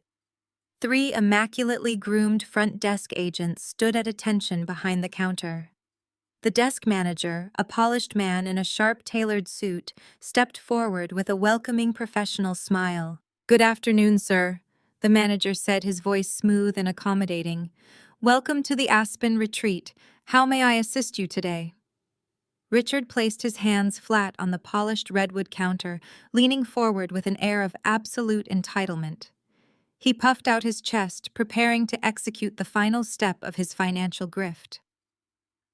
"The reservation is under Vance." Richard declared, his voice loud enough to ensure Jamal and his parents could hear every single word. "Richard Vance. We have the Summit estate reserved. We are ready for our keys." The desk manager maintained his polished smile as his fingers flew across the mechanical keyboard. He typed the name with practiced efficiency. "Vance. Certainly, Mr. Vance. Let me pull up your itinerary for the Summit estate." The lobby was quiet enough that the rhythmic clicking of the keys sounded unusually loud against the ambient crackle of the massive stone fireplace. Richard stood tall, glancing back at Winston and Beatrice with a self-satisfied smirk. Madison and Jamal were admiring the vaulted timber ceiling, while Patricia rested her designer handbag on the marble counter, ready to receive her welcome packet. The manager's fingers stopped moving. His brow furrowed slightly, a micro-expression of concern that vanished almost instantly. He clicked his mouse twice and scrolled down the screen. "I see the reservation for Chalet 4, Mr. Vance," the manager said smoothly, keeping his tone perfectly level. "However, it appears the booking status is currently listed as a standard hold pending final payment." Richard let out a short, dismissive laugh. He waved his hand in the air as if swatting away a minor annoyance. "There must be a glitch in your system," Richard stated confidently. "This is a global luxury hospitality corporate booking. It falls under a VIP executive hold. The entire balance is handled internally through my daughter's executive account, Clara Vance. Look it up." The manager's expression remained professionally neutral, but his eyes grew a fraction colder. He tapped a few more keys, navigating to the detailed ledger notes I had carefully left exposed in the system. "I do see the history on this file, sir," the manager replied, leaning slightly closer to the counter so his voice would not carry across the entire lobby. The VIP corporate override was indeed attached to this reservation originally. However, that override was explicitly revoked by the primary account holder 3 days ago. The internal payment guarantee has been completely removed. The smug smile froze on Richard's face. The color instantly drained from his cheeks, leaving him looking sickly under the warm glow of the antler chandeliers. Patricia, sensing the sudden shift in the atmosphere, stepped closer to the counter. "What do you mean, removed?" she demanded, her carefully crafted society matron persona slipping to reveal the shrill panic underneath. "That is impossible. My husband secured the chalet months ago. Check again." The manager did not break eye contact. He was trained to handle difficult guests, and he recognized a collapsed financial facade when he saw one. "I assure you, ma'am, the system is perfectly accurate," he said. "The corporate sponsor officially canceled the payment authorization. All VIP privileges for this booking have been nullified. The reservation reverted to a standard public hold." Winston and Beatrice were standing just a few feet away. They were pretending to admire a bronze sculpture of a mountain lion, but their sharp ears caught every word. Jamal and Madison had turned away from the fireplace, drawn by the sudden tension radiating from the front desk. Madison's bright, excited smile began to falter. She looked at her father, expecting him to instantly resolve this minor clerical error. Richard was beginning to sweat. A heavy bead of perspiration formed at his hairline and rolled down his temple. He leaned over the counter, lowering his voice to a harsh, desperate whisper. "Listen to me," Richard hissed. "I am a personal guest of Clara Vance. She is the vice president of operations for your parent company. If you do not give me those keys right now, I will have your job before dinner." The desk manager did not even blink. He had dealt with demanding billionaires, royalty, and arrogant celebrities. A desperate man in an off-the-rack blazer, threatening him over a canceled corporate favor, did not intimidate him in the slightest. "Sir, I understand this is frustrating," the manager replied, his voice chillingly polite and utterly unyielding. "But my hands are tied by strict company policy. Without the corporate override, you are personally responsible for the total balance of the stay. In order to release the keys for the Summit estate, I will need a physical credit card to authorize the full amount of $42,500, plus a mandatory 20% incidental deposit." The number hung in the air like a physical weight. Over $50,000 total. Richard swallowed hard, his throat suddenly dry as dust. He had less than $3,000 of available credit spread across 4 different cards. He had banked everything on my silent compliance. He had genuinely believed I would never dare to embarrass him in front of Jamal's wealthy parents. He had miscalculated terribly. Patricia grabbed Richard's arm, her perfectly manicured nails digging painfully into his jacket sleeve. "Richard," she whispered frantically, "fix this." Richard had no choice but to play the only card he had left, pure blind bluffing. His hands trembled visibly as he reached into his breast pocket and pulled out his leather wallet. He extracted his primary platinum credit card, a card that had been practically maxed out paying for the first-class flights and Madison's designer ski clothes. He slapped the plastic onto the redwood counter with a defiant thud. "Fine," Richard snapped, his voice tight with rising panic. "Put it on this, but I expect a full refund when Clara corrects this ridiculous mistake." The manager picked up the card with 2 fingers. He inserted it into the digital terminal. The machine processed for a few agonizing seconds. The screen flashed bright red. Declined. The manager pulled the card out and placed it gently on the counter. "I am sorry, Mr. Vance," he said quietly. "This card has been declined by your financial institution." Richard's face flushed a deep mottled purple. "Run it again," he ordered, his voice trembling uncontrollably. "Or try this one." He threw 2 more cards onto the counter, his carefully constructed illusion of wealth shattering into a million pieces for everyone to see. The manager picked up the second card, inserted it. Red screen, declined. He picked up the third card, inserted it. Red screen, declined. The silence at the front desk was absolute and deafening. Winston and Beatrice had completely stopped pretending to look at the sculpture. They were staring directly at Richard.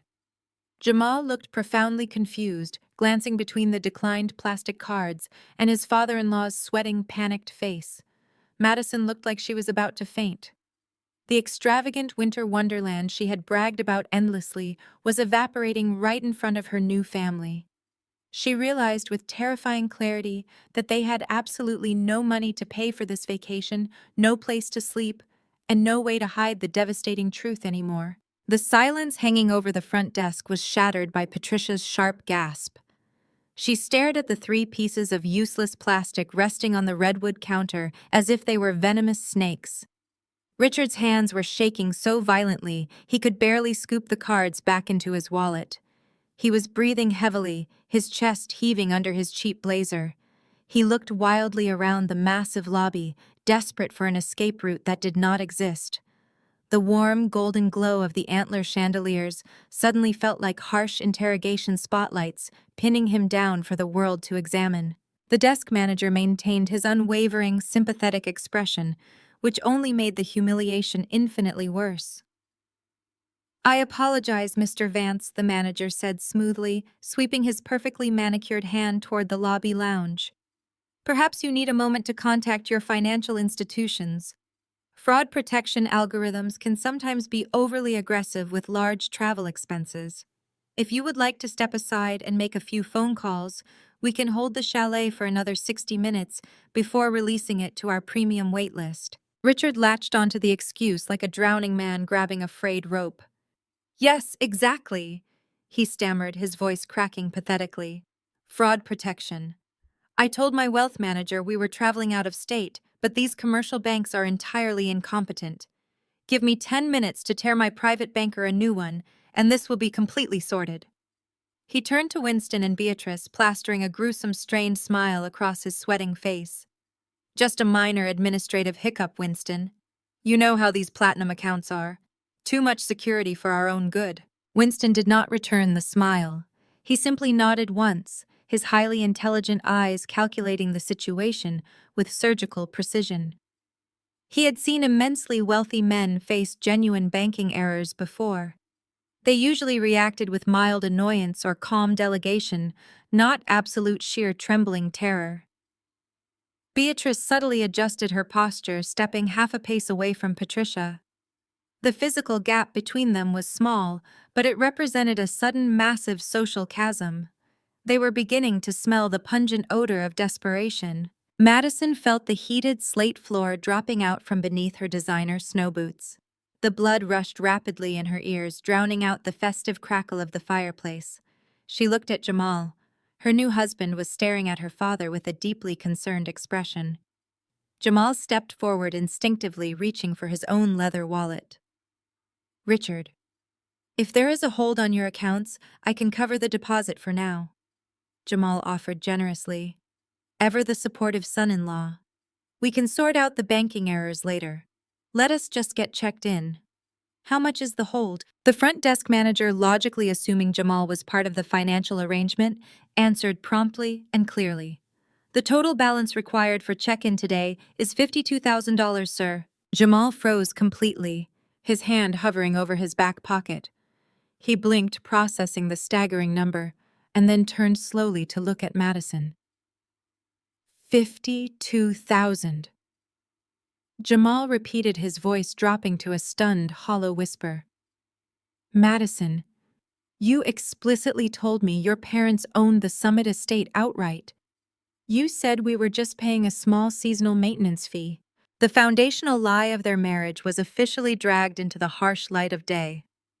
Madison opened her mouth, but her throat constricted. No sound came out. She looked at Patricia for help, but her mother was aggressively digging through her oversized designer handbag, pretending to search for another non-existent credit card, while silently weeping in pure mortification. Richard stepped hastily between Jamal and Madison, his face flushed a dangerous crimson. It is a complex, long-term lease, Jamal Richard lied, desperately digging the hole even deeper. There are exorbitant seasonal fees and usage taxes. It is complicated corporate real estate structuring. You would not understand. Winston finally spoke. His voice was quiet, calm, and utterly devastating. Richard, Winston said, placing a gentle but incredibly firm hand on his son's shoulder, physically pulling Jamal back from the redwood counter. I do not believe there is a bank error occurring today. And I do not believe you own a lease at this property. The absolute quiet certainty in Winston's tone stripped away the very last layer of Richard's defense. Winston turned to his wife, offering his arm. Beatrice, why do we not take a seat by the fire? Let the Vance family resolve their private matters without an audience. Winston and Beatrice walked away, their pristine posture and unhurried movements, highlighting the utter chaotic mess they were leaving behind. They sat in a pair of heavy leather armchairs, near the flames, completely isolating themselves from the impending wreckage. Jamal stood frozen in place, staring at his wife, as if he was seeing a stranger. The bright, confident woman he had married just months ago was currently shaking uncontrollably, her face pale and streaked with ruined mascara. The illusion of the wealthy heiress shattered completely, revealing the terrified, fraudulent girl underneath. The desk manager, recognizing clearly that no payment was forthcoming, cleared his throat politely but firmly. Mr. Vance, I must kindly ask you to clear the reception area immediately. We have registered guests arriving shortly. He gestured toward a family, dripping in authentic luxury ski gear, walking proudly through the front doors. If you cannot secure payment right now, you will need to vacate the premises. Our luxury transport vans are reserved for paying guests only, but I can call a local municipal taxi service to take you back down the mountain into the public town center. A local municipal taxi. The phrase hung heavily in the air, the ultimate devastating insult to their fabricated royalty. Richard looked up at the towering timber ceilings, the roaring fire, and the genuinely wealthy guests sipping complimentary champagne. He had lost everything. The invisible trap I had set from my quiet apartment had triggered, flawlessly snapping shut on his pride, his finances, and his daughter's marriage simultaneously. Patricia finally stopped digging in her purse. She looked at Richard, her face a mask of ruined makeup and pure, unadulterated hatred. She was not mad at me for revoking the card. She was furious at her husband for failing to control me and force my compliance. Madison let out a stifled, agonizing sob, turning away from Jamal, because she could not bear the heavy, disgusted realization dawning in his eyes. They were standing in the lobby of one of the most exclusive winter resorts in the entire world, surrounded by unimaginable wealth, and they were entirely, completely bankrupt. The physical reality of their situation began to set in. Outside the floor-to-ceiling windows, the temperature was dropping rapidly as the afternoon sun dipped below the jagged mountain peaks. They had hundreds of pounds of designer luggage sitting on brass carts near the door, luggage they could not afford to check onto a flight home. They had absolutely no hotel reservation anywhere in the state of Colorado. Every reasonably priced motel within 50 miles would have been booked solid 6 months ago for the holiday week.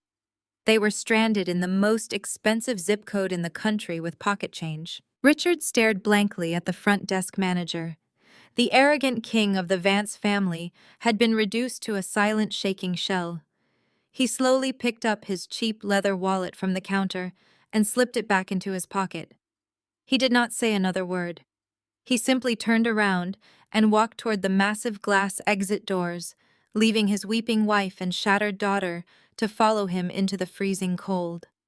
The utter silence of his defeat was the most satisfying sound he had never made. Even thousands of miles away, floating on the pristine waters of the Mediterranean, I could practically feel the exact moment the delusion shattered. The heavy antique clock in my suite chimed the hour, confirming that the check-in window at the Aspen retreat had officially opened and closed. I was standing on the teak deck of the Oceanus, letting the cool salt breeze wash over me, when the profound silence of my evening was finally broken. I had turned my cellular data back on 10 minutes ago purely out of morbid curiosity. For a brief, peaceful window, the screen remained entirely blank. Then the digital avalanche began. My phone vibrated violently against the polished glass top of the outdoor dining table. The screen lit up in the darkness, flashing like a distress beacon. It did not ring just once. It erupted into a continuous chaotic spasm of notifications. The phone danced across the glass, vibrating so hard it nearly tipped over my crystal champagne flute. I reached out and picked up the heavy device, feeling the frantic mechanical pulse against my palm. The lock screen was a solid wall of red alerts. 52 missed calls in the span of 14 minutes. 20 calls from my father, 18 from my mother, 14 from Madison. The sheer volume of their desperation was staggering. They had blown past annoyance and skipped directly into primal terror.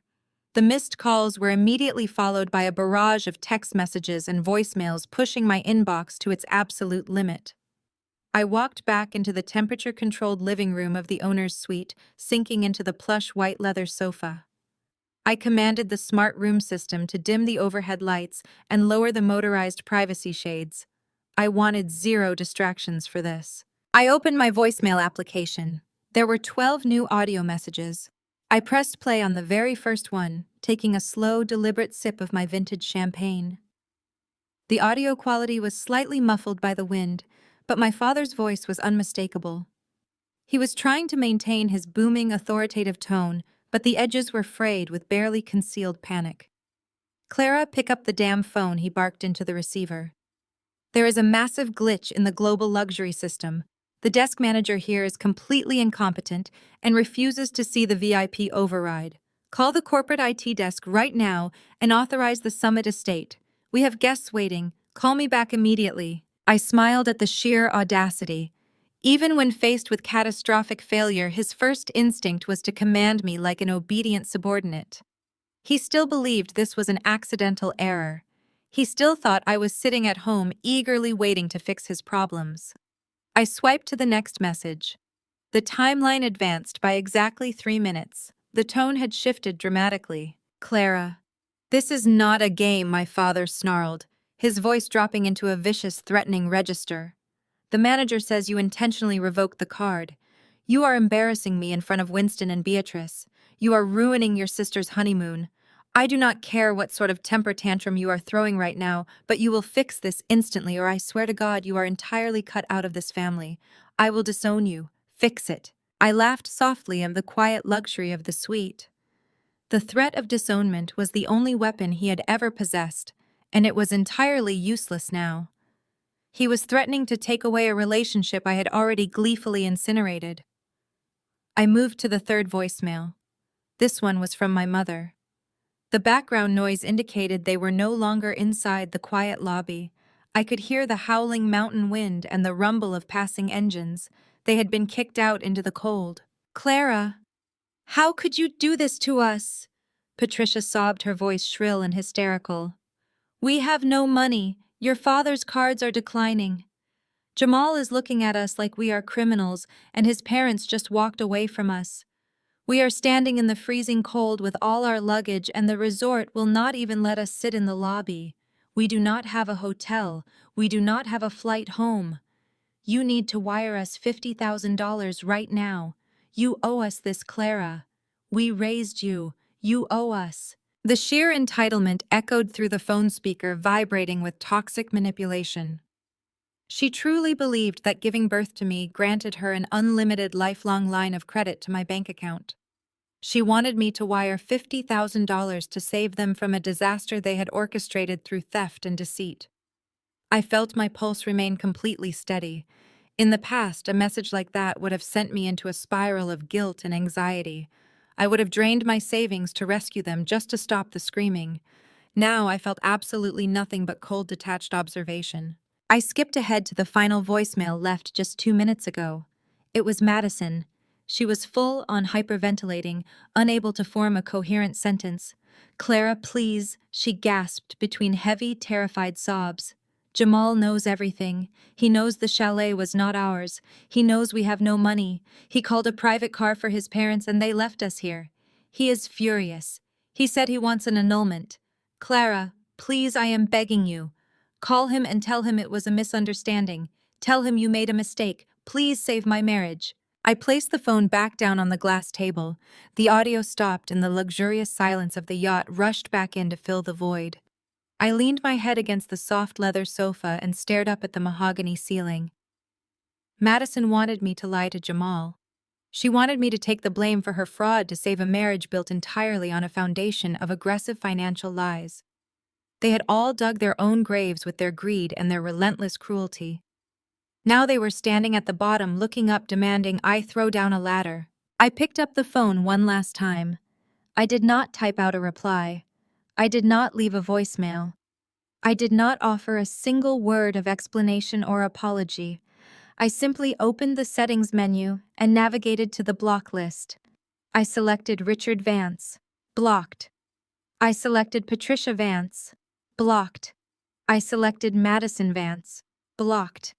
I watched their names disappear into the digital void, permanently erasing their ability to contact me ever again. I stood up from the sofa and walked back out onto the terrace. The moon was reflecting off the dark water, creating a pathway of silver light that stretched infinitely toward the horizon.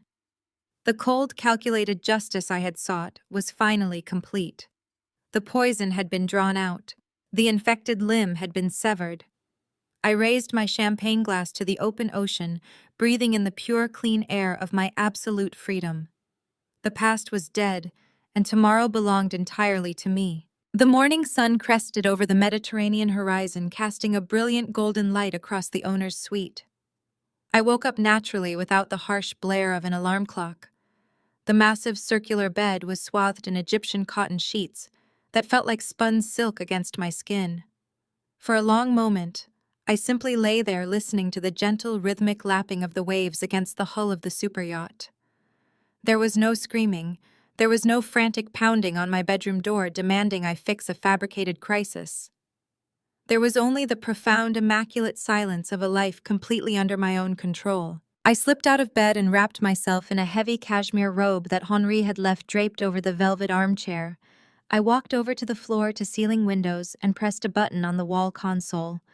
The motorized shades glided upward silently, revealing a panoramic view of the French Riviera. The water was a stunning shade of azure blue, glittering like crushed diamonds under the morning sun. I unlocked the glass door and stepped out onto my private wraparound terrace, taking a deep breath of the crisp, salty air. Henri appeared moments later, pushing a silver service cart. He greeted me with a polite bow and arranged my breakfast on the teak outdoor table. There was a pot of freshly brewed dark roast espresso, a basket of warm buttery croissants, imported jams, and a crystal bowl of fresh berries. He poured my coffee with practiced elegance and retreated, leaving me to enjoy the spectacular view. I sat down on the plush white cushion and brought the porcelain cup to my lips. The espresso was rich and perfect. As I watched a distant sailboat glide across the horizon, my thoughts drifted back to the snowy peaks of Colorado. It was currently the middle of the night in Aspen. The temperature would have dropped well below freezing. I pictured my family shivering in the brutal mountain air. The local municipal taxis the front desk manager had threatened them with were notoriously scarce during the holiday rush. They likely spent hours standing on the icy curb surrounded by their useless designer luggage, watching real billionaires glide past them in heated luxury vehicles. They probably ended up in a sterile, fluorescent-lit waiting room at the regional airport, or huddled together in a cheap roadside motel miles down the highway. The contrast between my sun-drenched terrace and their freezing, miserable reality was exquisite. I picked up my phone from the table. Last night I had initiated a carrier-level block on their individual numbers. However, I suddenly remembered the Vance family group chat on my secondary encrypted messaging app. It was a chat they had historically used to issue demands, coordinate their lies, and remind me of my failures. I opened the application. The chat log was a chaotic war zone of desperate texts, voice notes, and frantic location pins. Madison had flooded the channel with panicked updates about Jamal leaving her at the curb. Richard had sent a string of furious demands ordering me to wire funds immediately. Patricia had resorted to guilt-tripping, sending long paragraphs about how I had ruined Christmas and destroyed the family reputation. The messages had eventually slowed to a halt around midnight their time. They were defeated, exhausted, and entirely out of options. I stared at the screen. I had blocked their numbers to protect my peace, but simply disappearing felt incomplete. Silence could be misinterpreted as cowardice. Silence could allow Richard to spin a narrative that I was simply unreachable, or that the system had genuinely failed. They needed to know with absolute certainty that this was a deliberate, calculated execution.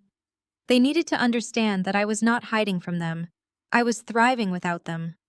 I wanted to deliver one final decisive blow that would echo in their minds for the rest of their miserable lives.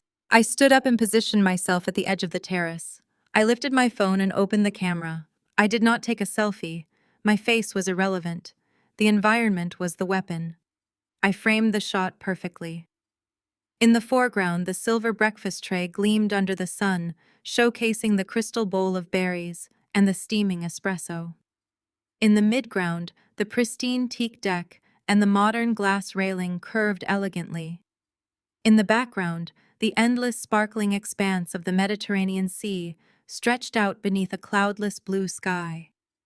It was a portrait of pure, unadulterated wealth and freedom. I snapped the picture. The lighting was flawless. I attached the image to the Vance family group chat. I tapped the text field and considered my final words. I did not need to write a long, emotional paragraph explaining my actions. I did not need to list their crimes or justify my revenge. They knew exactly what they had done. I wanted something cold, concise, and utterly humiliating. I thought about them standing on the icy curb in Aspen, demanding a luxury transport van, and realizing they had absolutely nothing. I typed 2 single words. Try Uber. I pressed send. The image and the text bubble appeared in the chat log. I watched the screen intently. Because they were sitting in a freezing airport terminal or a cheap motel with nothing else to do, the read receipts updated almost instantly. 2 blue checkmarks appeared next to the message. Madison had seen it. A second later, a third blue checkmark appeared. Richard had seen it. The notification showed that Patricia was currently typing. She was probably launching into a furious, hysterical response. I did not wait to read it. I exited the chat and navigated directly to the application settings. I did not just mute the group, I deleted it entirely.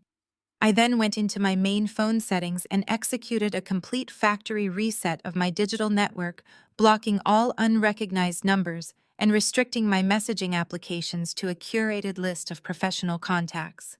The final door was slammed shut and locked permanently. I tossed the phone onto the cushion beside me.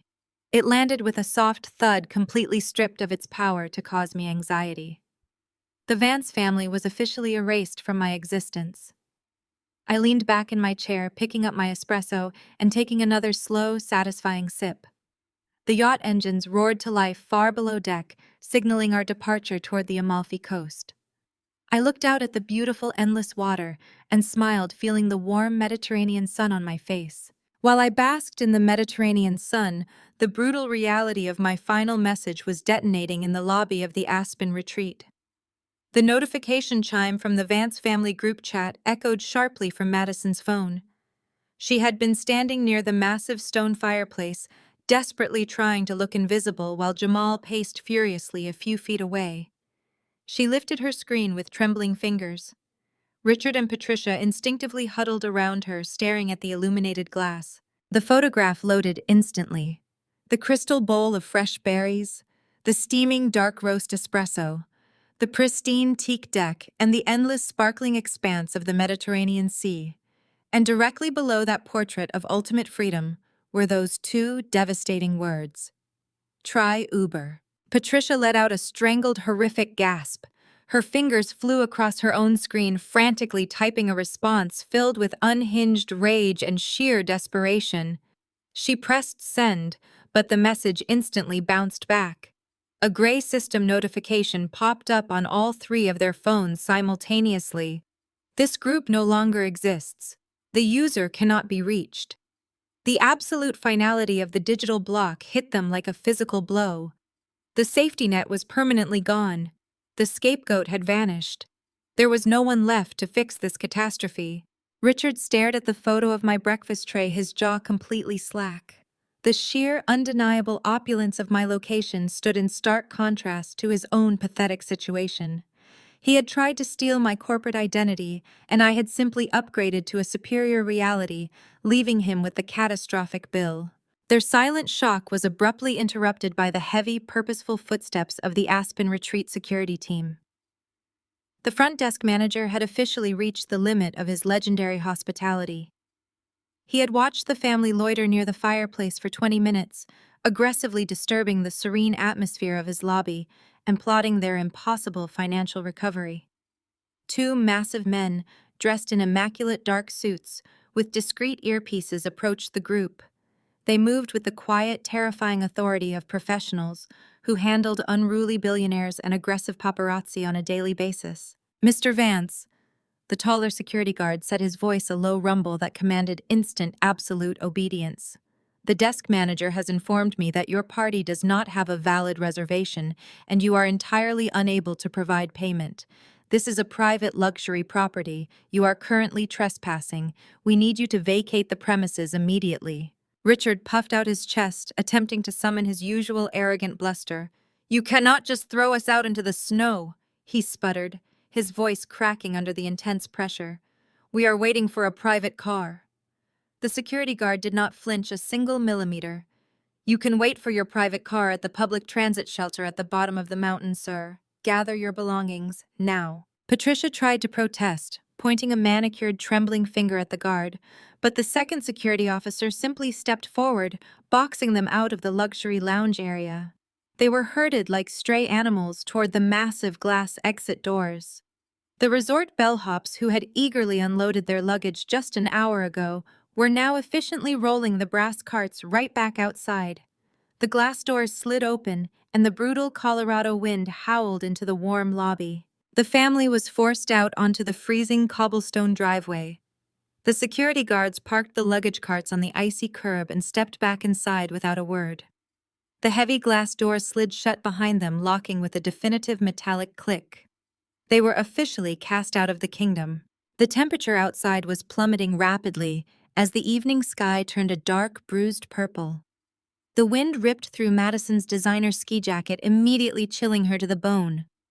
She stood on the curb, shivering uncontrollably, surrounded by thousands of dollars of luggage they could not afford to transport anywhere. Jamal had followed them outside, maintaining a cold, deliberate distance.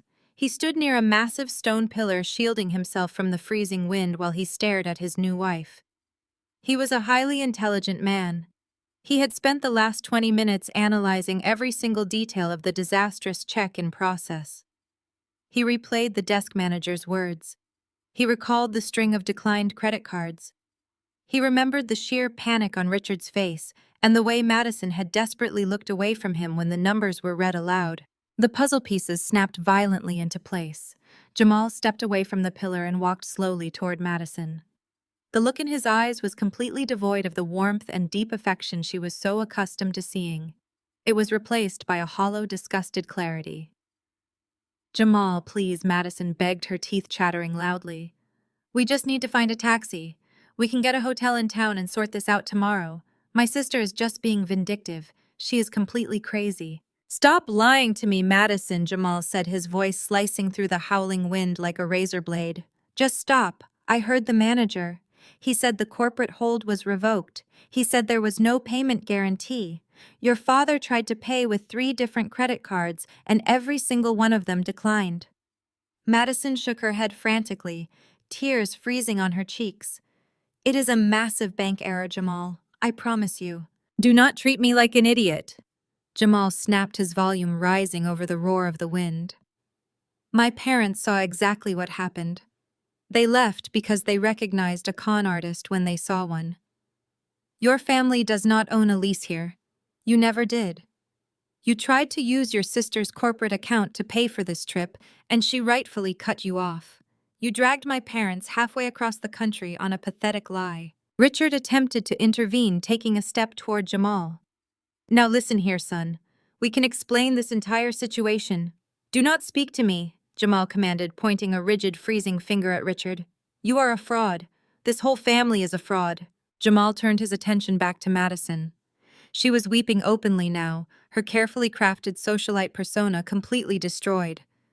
You lied to me about your family wealth, Jamal continued, his voice dropping to a dangerous, furious whisper. You lied about your father's business.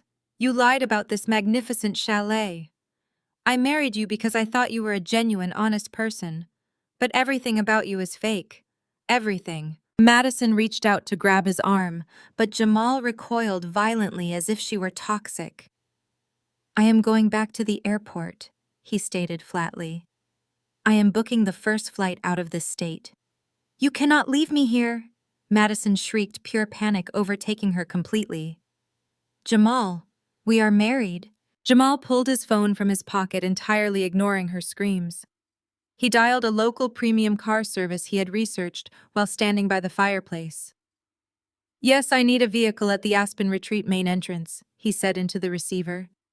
Just one passenger, heading straight to the regional airport. He ended the call and looked at Madison one final time.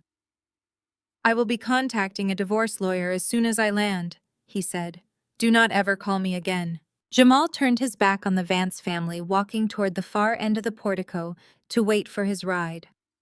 Madison collapsed against a mountain of designer luggage, sobbing uncontrollably into her frozen hands. Richard stood paralyzed, staring blankly at the snow, while Patricia cursed loudly at the closed glass doors of the resort. The absolute destruction of their lives was complete, and they were left utterly alone in the freezing dark. The headlights of a sleek black SUV cut through the blinding snowstorm, sweeping across the Aspen Retreat driveway.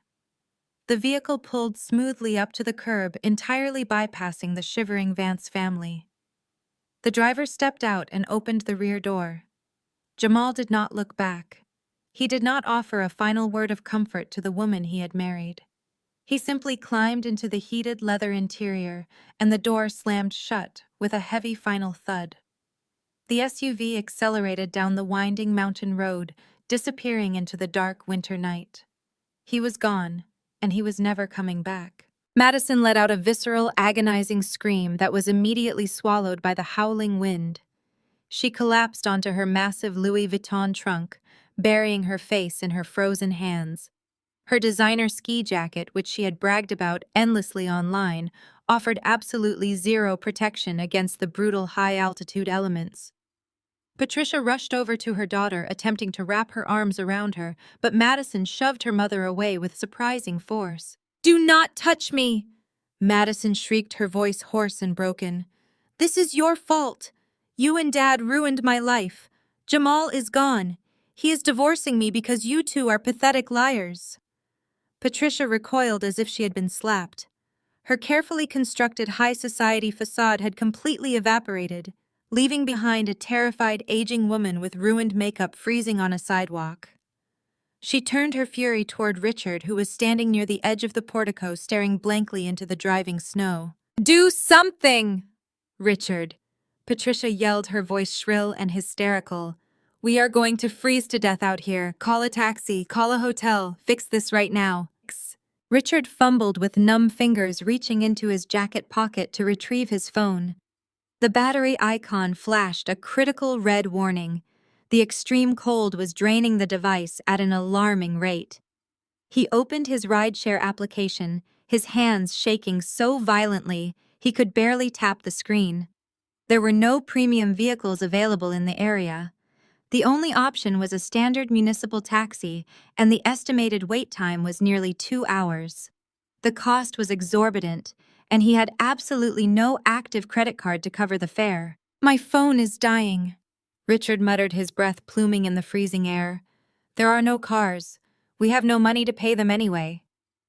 "Then, how are we getting off this mountain?" Patricia demanded, stomping her frozen designer boots against the icy pavement. "We cannot stay here. Security will arrest us." Richard looked down the long, treacherous driveway.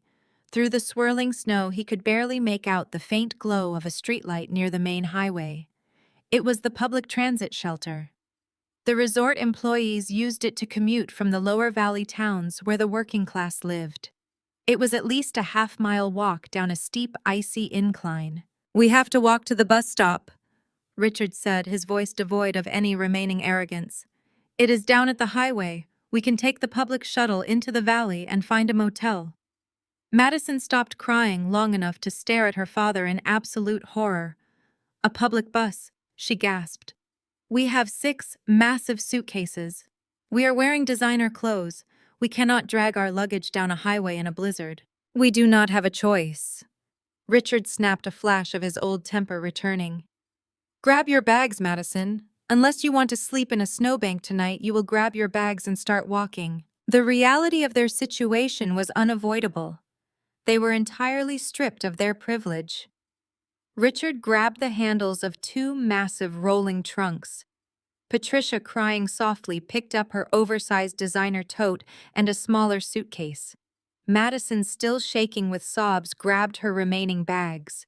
Together, they stepped off the heated cobblestone portico and began the humiliating descent down the dark, icy driveway. The wind whipped against them, tearing at their clothes and freezing their exposed skin. The wheels of their expensive luggage were not designed for rough terrain. They caught on patches of ice and buried themselves in deep snowdrifts, forcing them to physically drag the heavy trunks. Every step was sheer agony. Richard slipped twice, tearing the knee of his suit trousers on the jagged ice. Patricia twisted her ankle, whining in pain, but no one stopped to help her. They were entirely consumed by their own miserable survival. By the time they reached the municipal transit shelter, they were completely covered in snow and completely exhausted. The shelter was a crude corrugated metal structure with a single flickering fluorescent bulb. It smelled of stale beer and wet dog. The Vance family huddled together on the freezing metal bench, their teeth chattering violently. They looked like refugees from a collapsed empire. They waited for 45 agonizing minutes before the headlights of the Valley Transit bus pierced the darkness. The massive vehicle pulled to a halt, its air brakes hissing loudly. The doors folded open, revealing a crowded cabin full of exhausted resort workers returning home after long shifts. The driver, a gruff man in a heavy winter coat, stared down at them. $5 a person, the driver barked. "Exact change only." Richard reached into his pocket, pulling out a crumpled $20 bill, the only physical cash he had left to his name. He handed it to the driver and silently began hauling their massive designer trunks onto the crowded bus. The workers stared at them with a mixture of amusement and contempt. They recognized the type instantly. Wealthy tourists who had somehow lost their way. But they did not know the truth. The Vance family was not wealthy. They were poorer than anyone else on that bus. They found seats near the back, wedged between their luggage and the grim reality of their future. The bus rattled down the mountain, taking them further and further away from the luxurious life they had attempted to steal. An hour later, they were standing under the flickering neon sign of the Starlight Motor Inn.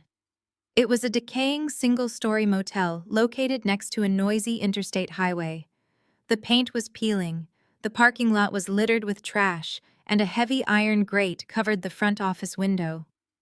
Richard paid for a single room, using the very last of his emergency cash reserve, leaving them with absolutely zero funds for food or a flight home. They dragged their bags into room 112. The air inside smelled of stale cigarette smoke and cheap industrial cleaner. The carpet was stained and the floral bedspreads were threadbare. There was no indoor heated pool.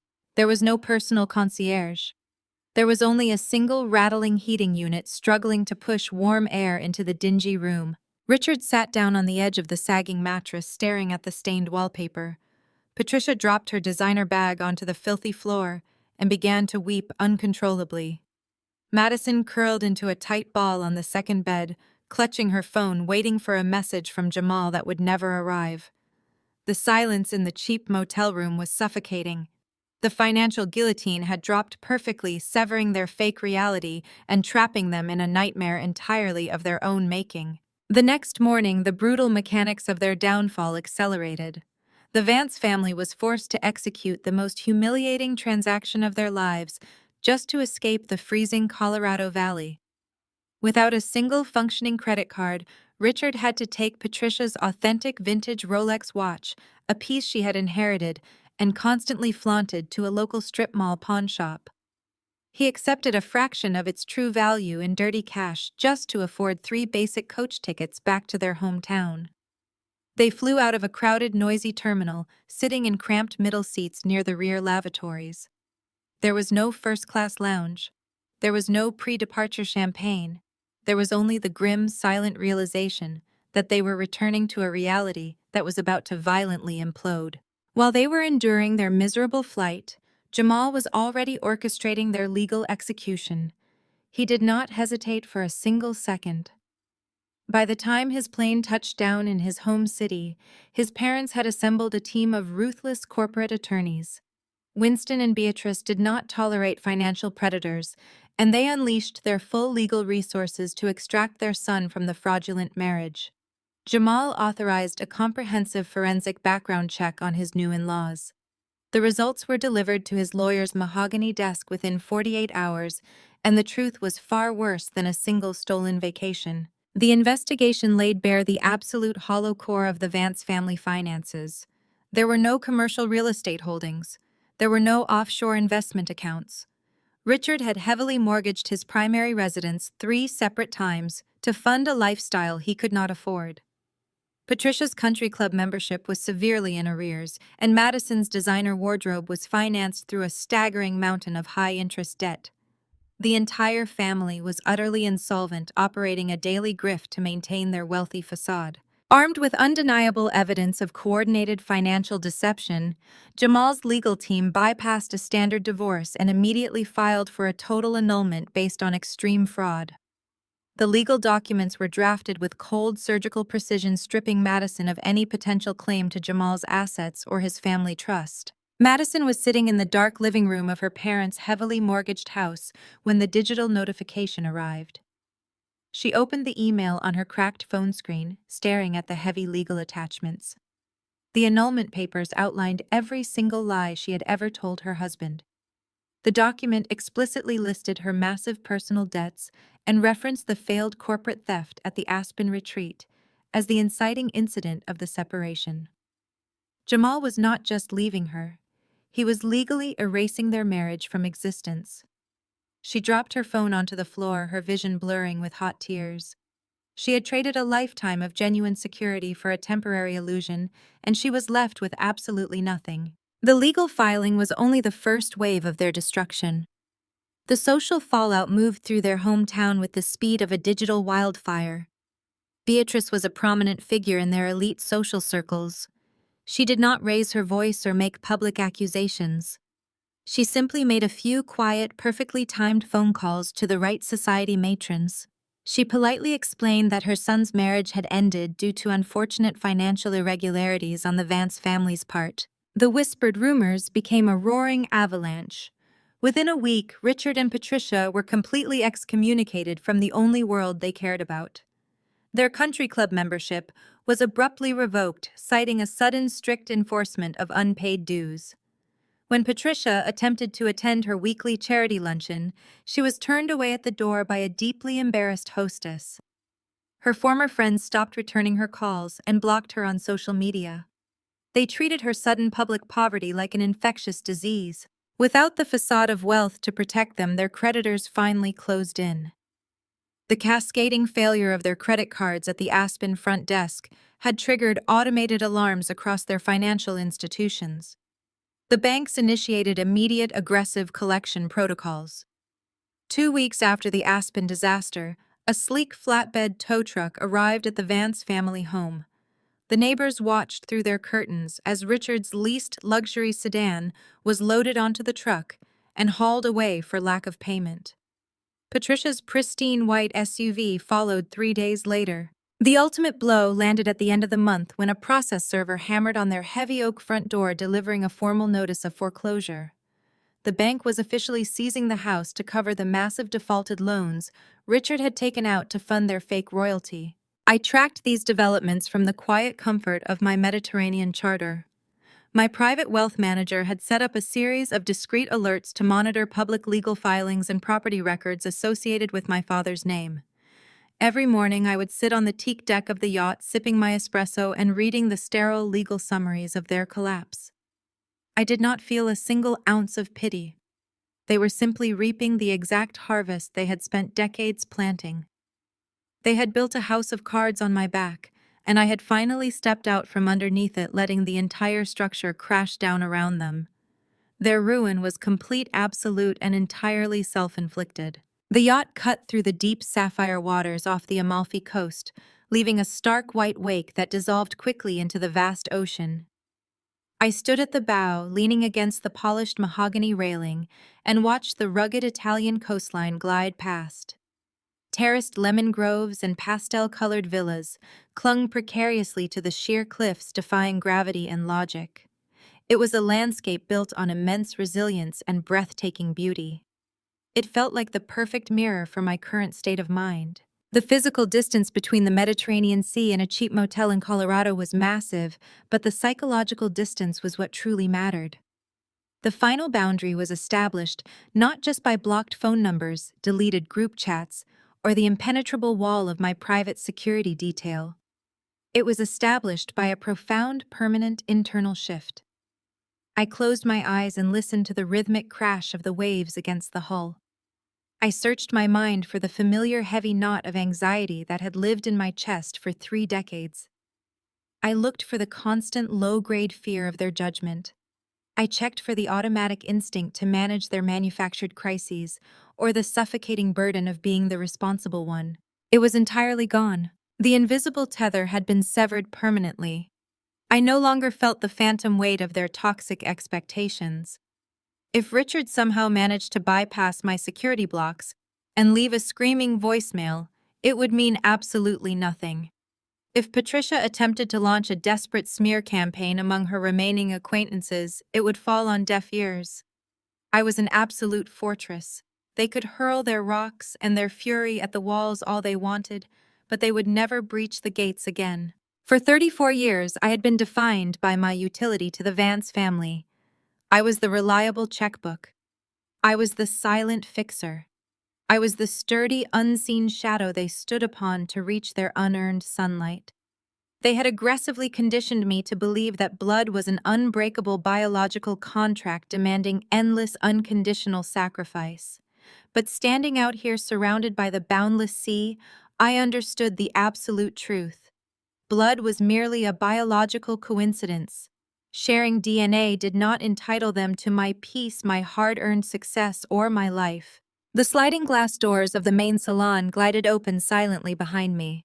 Henri stepped out onto the teak deck carrying a silver tray with fresh sparkling water and a small plate of artisan cheeses. But he was not alone. Behind him, laughing loudly at a dry joke Henri had just made, was Elias, my mentor, and the brilliant CEO of Global Luxury Hospitality.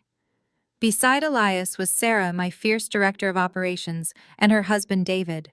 They had flown into Naples that morning and chartered a private helicopter to meet the yacht. I turned around to greet them. Sarah immediately closed the distance and enveloped me in a warm, genuine hug, completely unconcerned about wrinkling her immaculate linen dress. Elias clapped me on the shoulder, his eyes crinkling with deep, authentic affection. There were no hidden agendas in their wide smiles. They did not view me as a financial resource to be ruthlessly exploited or a stepping stone for their own massive egos.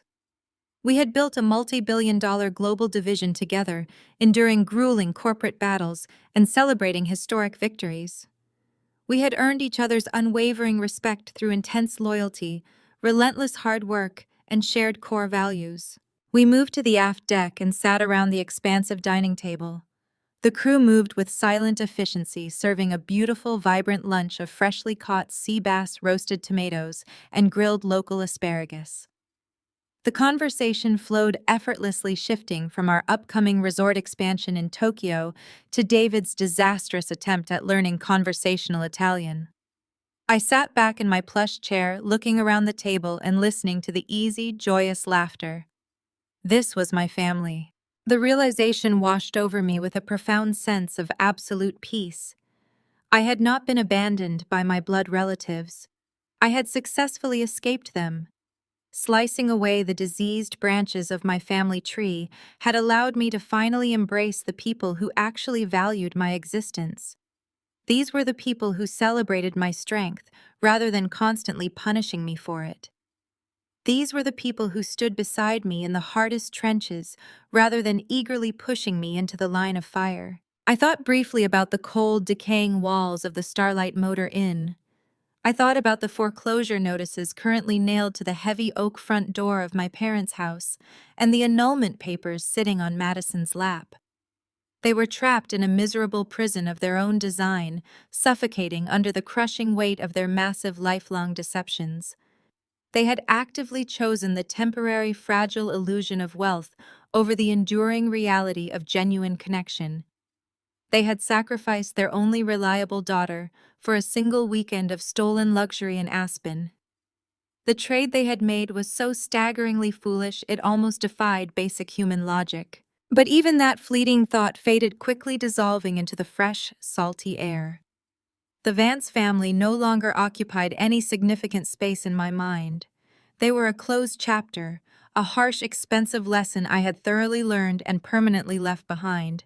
I raised my crystal glass of sparkling water, catching the bright midday sunlight and casting fractured rainbows across the crisp white tablecloth. Elias noticed the gesture and raised his glass in return, followed immediately by Sarah and David. The conversation paused, and they looked at me with genuine, supportive smiles. To new horizons, Elias said, his voice carrying a deep, resonant warmth that echoed over the deck. And to the unstoppable Clara. I smiled, a genuine, relaxed smile that reached all the way to my eyes. I clinked my glass against theirs, the pure crystal ringing out clear and bright over the sound of the churning ocean. The past was completely dead, and the future was a vast open sea waiting to be explored. I took a slow sip of the cold water, feeling the warm Mediterranean breeze sweep through my hair and the solid, unshakable deck of the yacht beneath my feet. I was exactly where I belonged, surrounded by exactly who I chose. I was finally, unequivocally, and completely free.